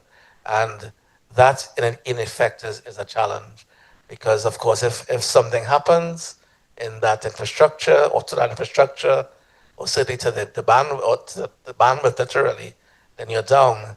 And we've seen situations in the Caribbean for sure where cables have been cut, and therefore your site connectivity can be seen to be down because people can't connect to the IXP or whatever is happening there, and therefore you have challenges. So until data sovereignty, we need to look at trying to find a way to harmonize what we're doing on a data governance level, data infrastructure level, and look at it from the standpoint, as we know in again in the Caribbean, maybe other regions have the same approach. This single space, ICT space, harmonized environment where instead of people moving seamlessly, you have data and applications moving seamlessly between a borderless sort of environment. If we could get to that level, I think we can solve the problem, not see ourselves being all these little rocks in the ocean, but as a sort of a harmonized space. And maybe even the SIDs themselves can get together and do it, because even though it's in oceans between, we still have the same challenges. Yeah. In many cases, the same infrastructure providers, which is interesting. And maybe we can all work together to instead of seeing ourselves as individuals, as sort of a collective. Okay, Russell, any comment there? Yeah, I agree. Thank you, Nigel. Thank you, Tracy. I agree with the pooling and being selective. Which of our states have strength in whichever area. We can work with that. I think we should look at our current challenges as our greatest opportunities. Even though we are small, that gives us the opportunity to be more agile, and we don't have the lot of bureaucracy or the overhead that comes with the bigger economies, the more developed economies, because you can just look at the example of the cost involved. Okay, once we settle that, like for us when we were starting, and we wanted to develop the services. We wanted to get the services to the citizens very quickly. But we cannot, because if you're going to build a data center, the power and all the other issues that come, and then the citizens were going, "You're taking my data? You're taking my data out of me?" Those were the real issues. So we needed to do a data protection or data governance policy very quickly. It comes back to institutions. So we said that data localization and data sovereignty may not necessarily be the same thing. So it came down to policy.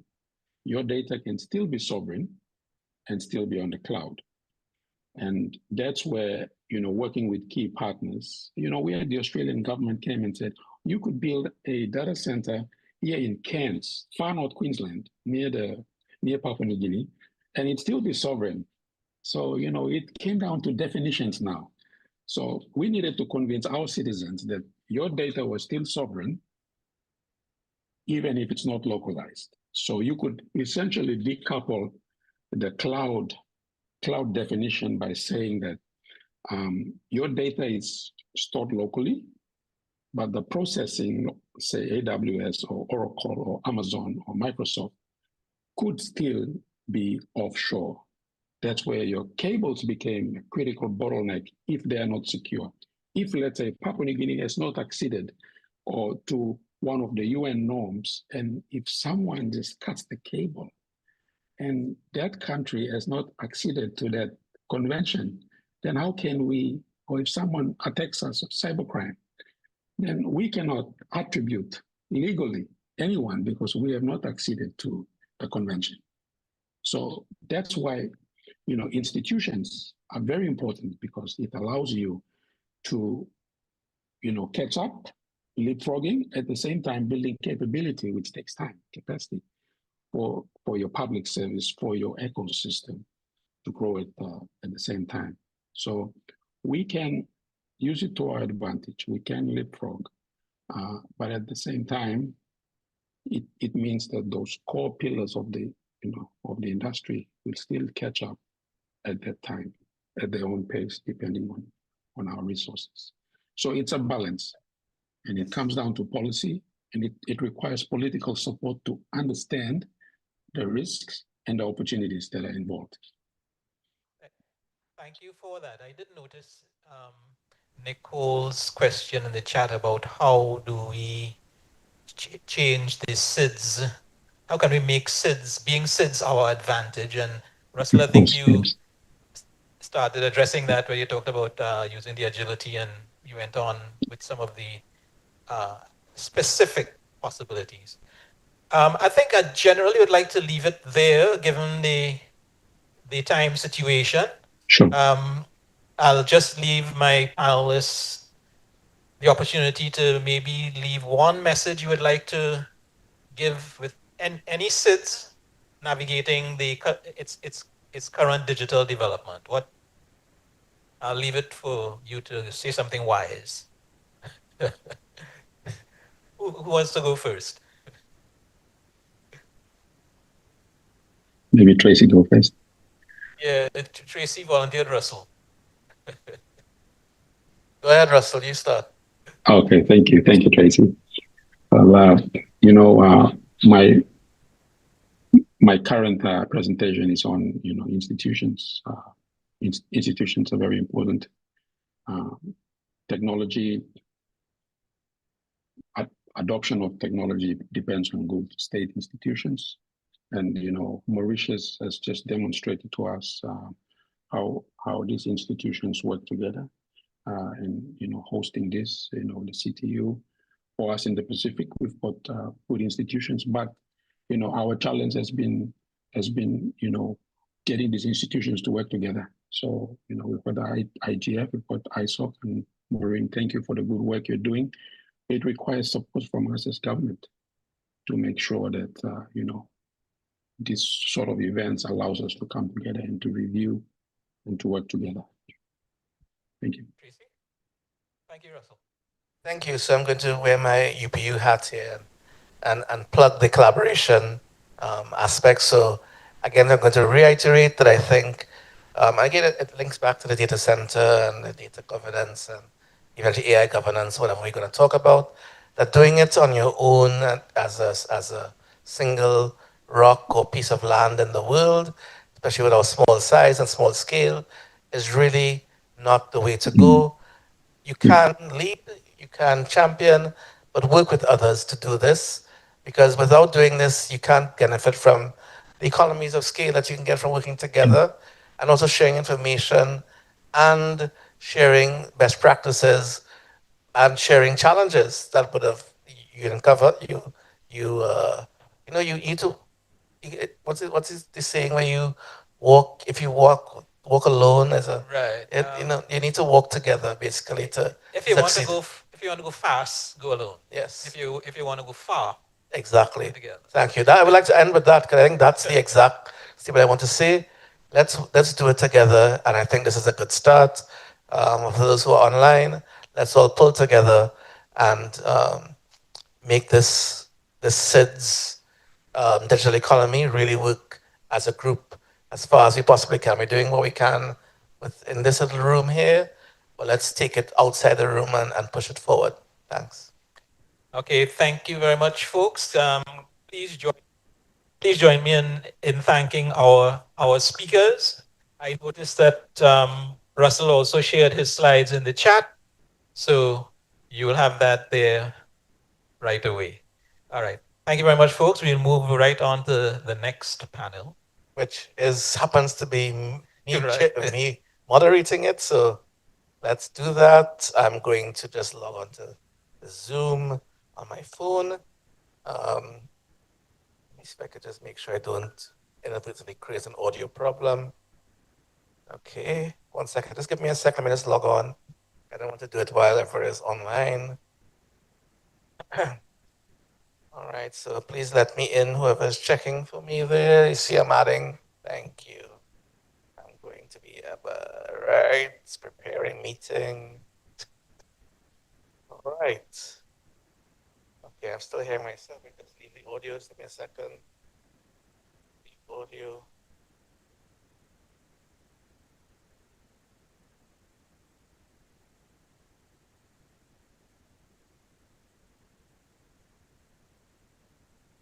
Oh, I don't see a leave audio option. I hope this doesn't have too much feedback. I'll turn this down as much as possible. Yeah, I don't know where the leave audio disconnect here it is. I got it. Good. All right. So in today's session, I think I have online 2 colleagues. I'm going to confirm that Shernan Otepa is online. Shernan, are you there? Shernan Otepa? Yes, I am. Shernan, you're here? Yes, I am. Are you there? Good. Yes, I am. Hearing you. I just got from Maureen that Sherry is here. So this is going to be sort of a question. I'm not going to spend time opening or talking about things. I'm just going to go straight to it. And the plan I have here, guys, I think I sent some questions to you in advance. I hope you've all seen it. So to start with, and maybe what I could do is also let's involve the online audience a little more. So to everyone in the Zoom room, can you also type in the chat a response to this?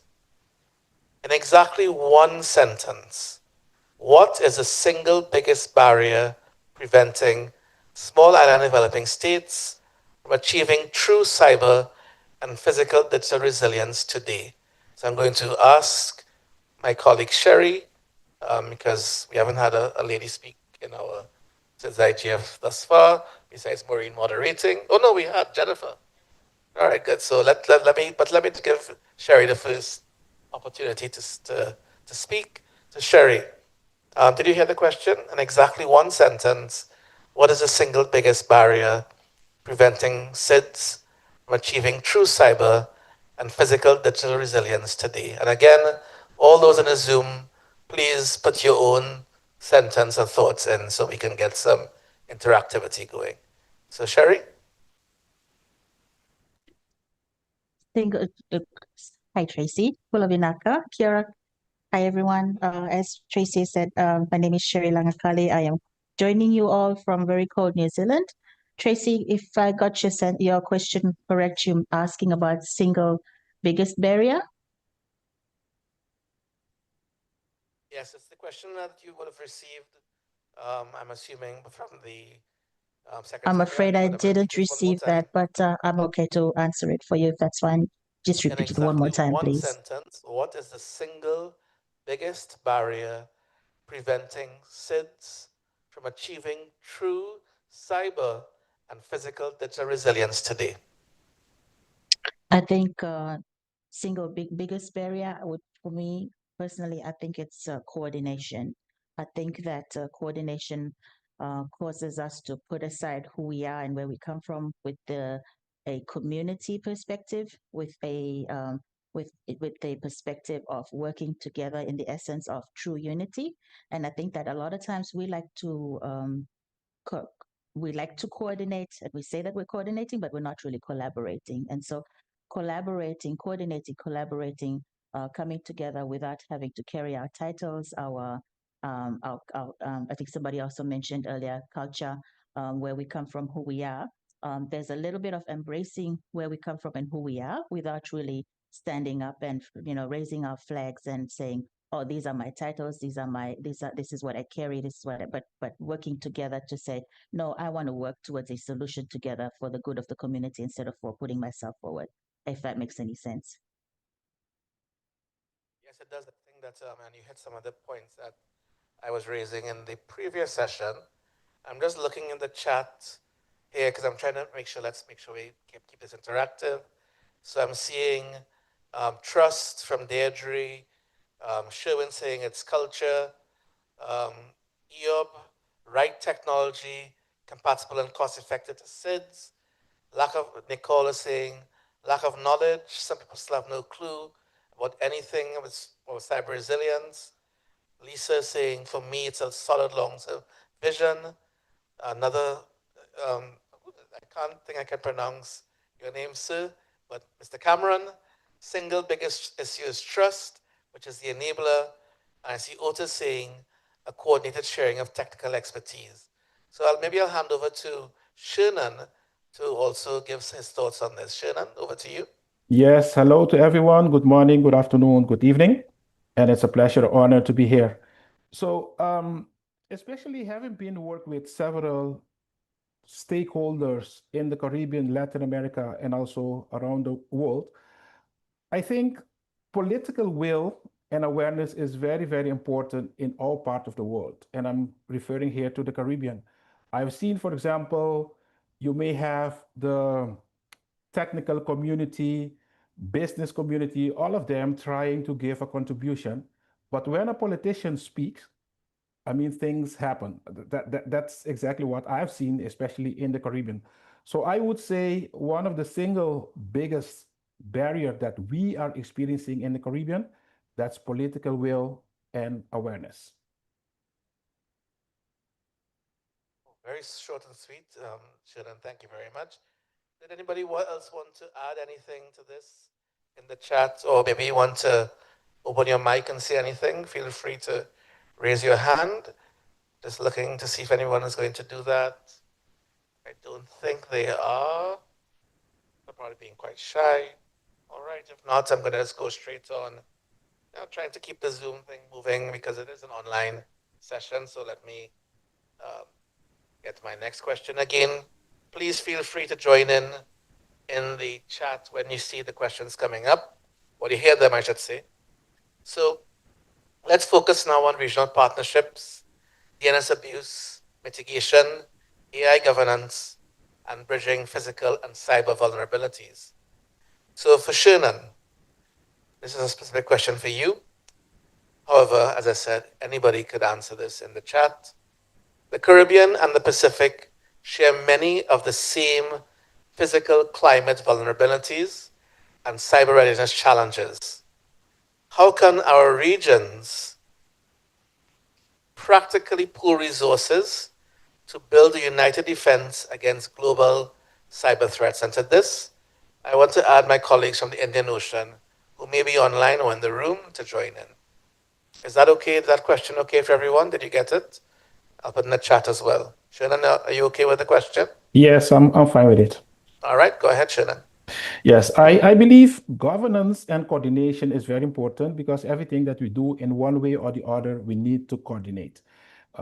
As you did mention, the Pacific and the Caribbean, we share, let's say, the same challenges and sometimes maybe even opportunities as well. So maybe later on, I will be focusing a bit on one of the opportunities that I see. But for now, let me focus a bit more on the coordination aspect of it. We need to find a way how to collaborate, how to coordinate basically what we're doing. And some ways how we can do those are, for example, to focusing on what I would call a multi-regional compact. So we need to find ways how we can enter in some more formal agreements, because if you don't do things the formal way, it will just remain like talking about it, but nothing would happen. So I believe we should find ways how to focus a bit more on formal agreements. And we can focus, for example, on some very specific thematic working groups addressing telecoms issues. That is one of the areas that the CTU is focusing on. But we should also be focusing on the energy aspect of it, disaster response, cyber resilience. We can focus on what we call shared knowledge hub. We do have experts in all these small island development states, focusing now a bit on the Pacific and the Caribbean. We do have experts that can change and share knowledge. The finance aspect is also one of the other areas, and pooled procurement. As you may know, in the Caribbean, with all the natural disasters, satellite connectivity is very important. So if we can, for example, buy, let's say, shared bandwidth with all the satellite operators, this is also one of the areas that we can focus a bit more on. We can develop, for example, regional centers of excellence, again, to use our own experts in the region, whereby we don't always need to look at the Europe and the US to get assistance. And there are other areas as well where we can focus on, for example, infrastructure, operational resilience, and not to forget, let's say, policy standards and the legal, let's say, alignment issues that we need to focus on. So I think by focusing on those areas, we can address the areas that you did mention. Thank you very much, Shannon. And I'm seeing in the chat as well, Nicole saying, definitely, and create a relay situation where everyone can participate based on what is requested and skill levels. Deirdre is saying, we need to share information. And then I think she said, takes us back to trust, which is very important, Deirdre. And Songo says, as Shannon bluntly puts it, political will determines development in a country. So I think it's entirely, here's another reply coming in. Nigel says maybe only for capacity building that we can practically pool resources. So if there are any further thoughts on this, please feel free to put them in the chat. Maybe I could ask Sherry. I understand Sherry wants to do a presentation. That wasn't the plan for this session, but I'm happy if she just briefly, please, speaks to a slide, because it's not, we didn't intend to have a slide. But Sherry, if you wanted to show your slide, you can go ahead and say a few words about it, maybe. Thank you, Tracy. I did not get your email with those questions that you mentioned, and so I apologize for the inconvenience with my slide. I have just one thing to focus on with what the Pacific is doing. But to answer your question around what the Pacific and the Caribbean can do, a few years ago, someone from the cyber community would put our heads together on the possibility of a project to work together with the team in the Caribbean on exchanging information around how the Caribbean and the Pacific approach the different disaster scenarios, search scenarios, organization scenarios, as Shannon had mentioned, that exchanging information on the issues that we faced, how we've approached it, whether we've had similarities and all, and our lessons learned from it as well. So going to my slide, if you could just give me, yep, 1 minute.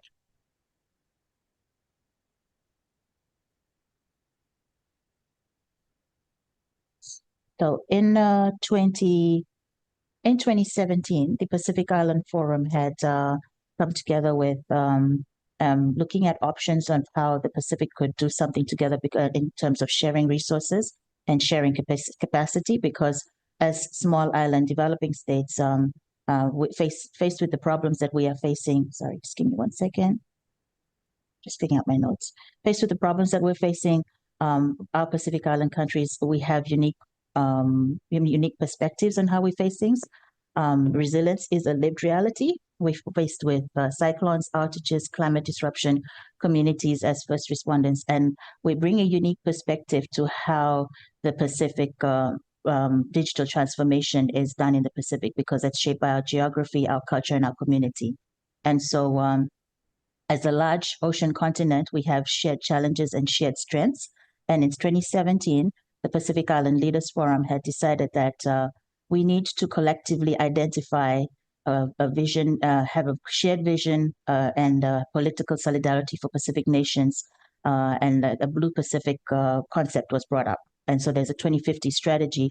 As a result of this 2050 strategy and the Blue Pacific concept, a Langatoy Declaration led to a regional commitment by Pacific ICT ministers to accelerate digital transformation, strengthen cyber resilience, and ensure Pacific people benefit from safe, affordable, inclusive digital services, which led to recently a meeting, as Russell had just highlighted in his presentation earlier.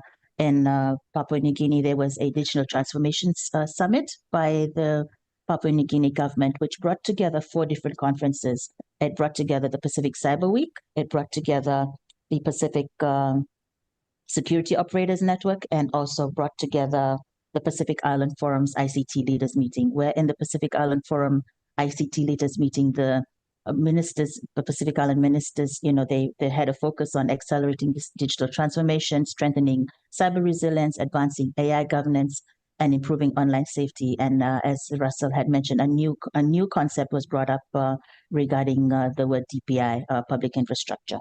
And then at that Cyber Week, they brought together the partners of the Blue Pacific, which are the donors of, in this case, this is a slide here, Australian government, US government, New Zealand government, together with local, private sector organizations came together in partnership to bring together experts as well as university students to bring in the next generation into the discussions. And they had with them a 2-day cyber drill, which is the first time on a sub-regional level there was a cyber drill held face-to-face, as well as a hackathon, and also a bringing together of university students to come and have a discussion around bridging the gap, a Pacific Digital Inclusion and Safety Challenge for 2026. And so in the interest of regional collaboration, the Pacific Island governments have worked together with our Blue Pacific partners, being the donor countries of the Big Fives, coming together on this. There is a problem, cybersecurity, online safety is going to be an issue in the Pacific. What can we do working together? How do we coordinate? And so working towards coordinating, not yet fully collaborating, but still working on how the community can come together with these governments for solutions. Thank you very much for sharing that, Sherry. That was very interesting, and I'm glad you were able to share those slides with us. So I'm sure that you can, if you can, maybe put them in the chat if it's possible, so that others can, benefit from that very, very useful information. Now I understand that we are running extremely, extremely late, so I'm going to do something very dramatic. I'm going to wrap it up quickly because I know we're over time. And to do that, I'm going to ask both you, I'll start with you, Sherry, and Shannon, a question to wrap up. But again, I'm going to ask the folks in the Zoom to respond as well. So this is another general question. What is the one specific actionable policy you want to see implemented before the next SIDS IGF to ensure our internet is more trusted and resilient? Sherry and others in Zoom, go for it. Did you hear it? Did you hear Sherry? Yes, I did. You want to repeat it? Yes, please. Okay. What is the one specific actionable policy you would like to see implemented before the next SIDS IGF to ensure that our internet is more trusted and resilient?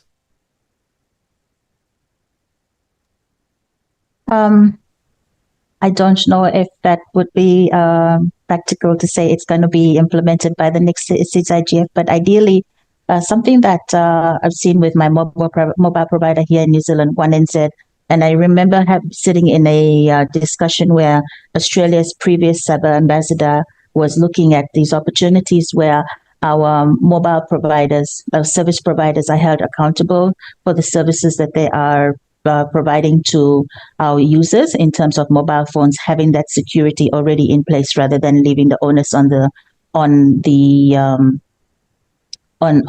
users. That portion of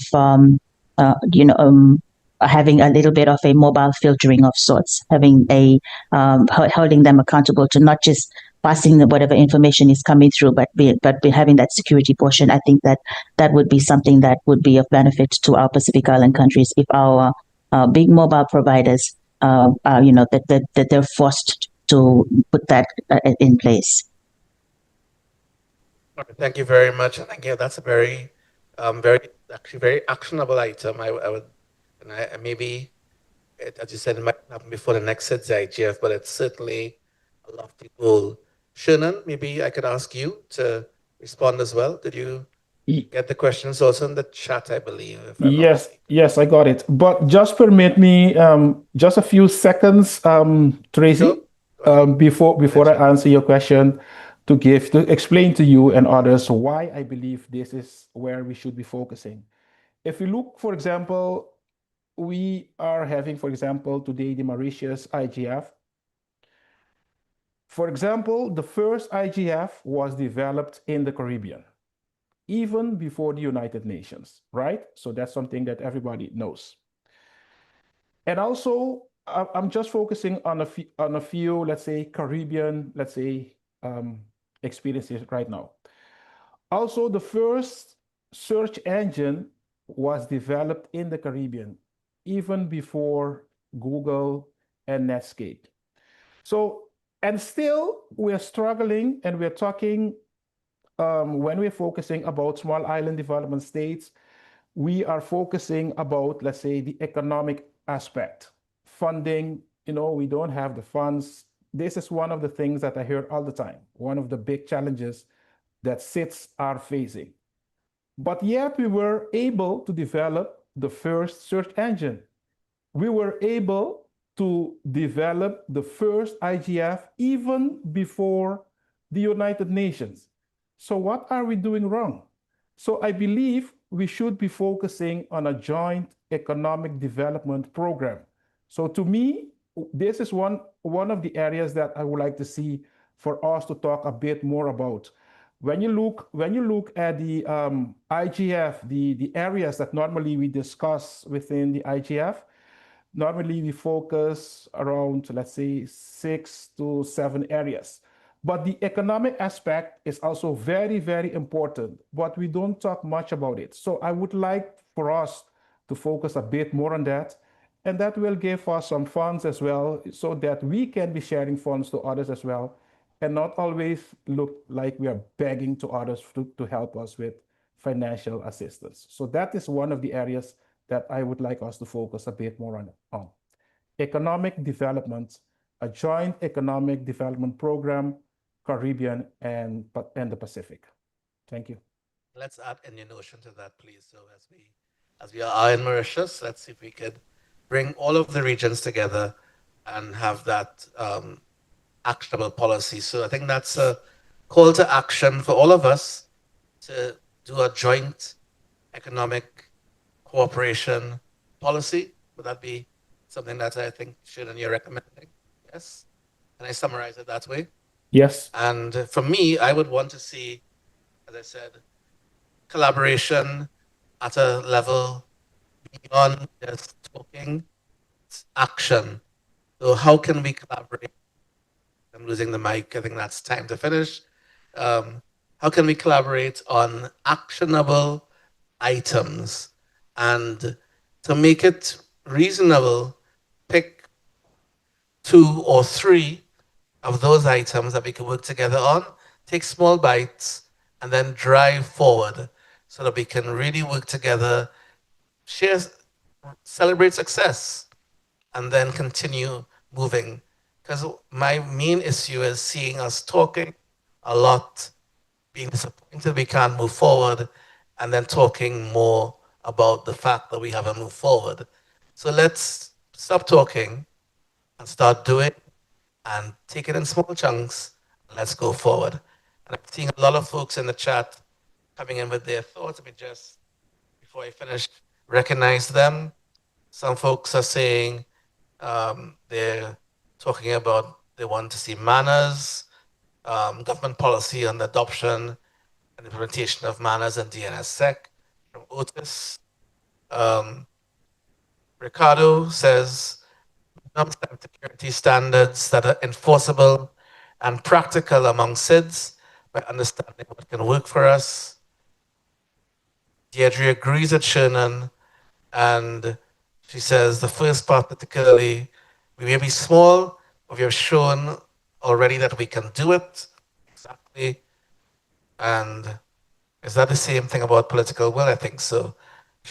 There's a lot of replies on your political will statement, Shernan. So I'm seeing migration of SIDS into post-quantum cryptography to guard against cybersecurity threats from quantum computing technology, but that will need political support from political leaders to drive nationwide transformation and a whole of government approach, and that's from Songo. Thank you very much, Songo. And please feel free to continue this discussion. The SIDS IGF is continuing tomorrow. It'll start at around the same time, I believe, which is it's 2 p.m. Mauritius time, which you can work that out. I believe that's about 6 a.m. Caribbean time, and Maureen knows that the Pacific is all over the place with the times, but it's late at night. That's all we know. It's late at night. So thank you very much to those in the Pacific who have joined us. Thank you, Shernan, for your thoughts and your contributions. Thank you very much, Sherry, for waking up early morning or late at night for your contribution and for your presentation that you've put in the chat. Please do download it and take a look at what Sherry took time to put together to present us. And I wish you all a very good rest of your day, evening, night, morning, as the case may be. And I think with that, I will take the opportunity, Nigel, to wrap it up, because I think that's about it. And we'll see you right here online and in Mauritius tomorrow, same time, same place. Thank you very much. See you. Bye-bye.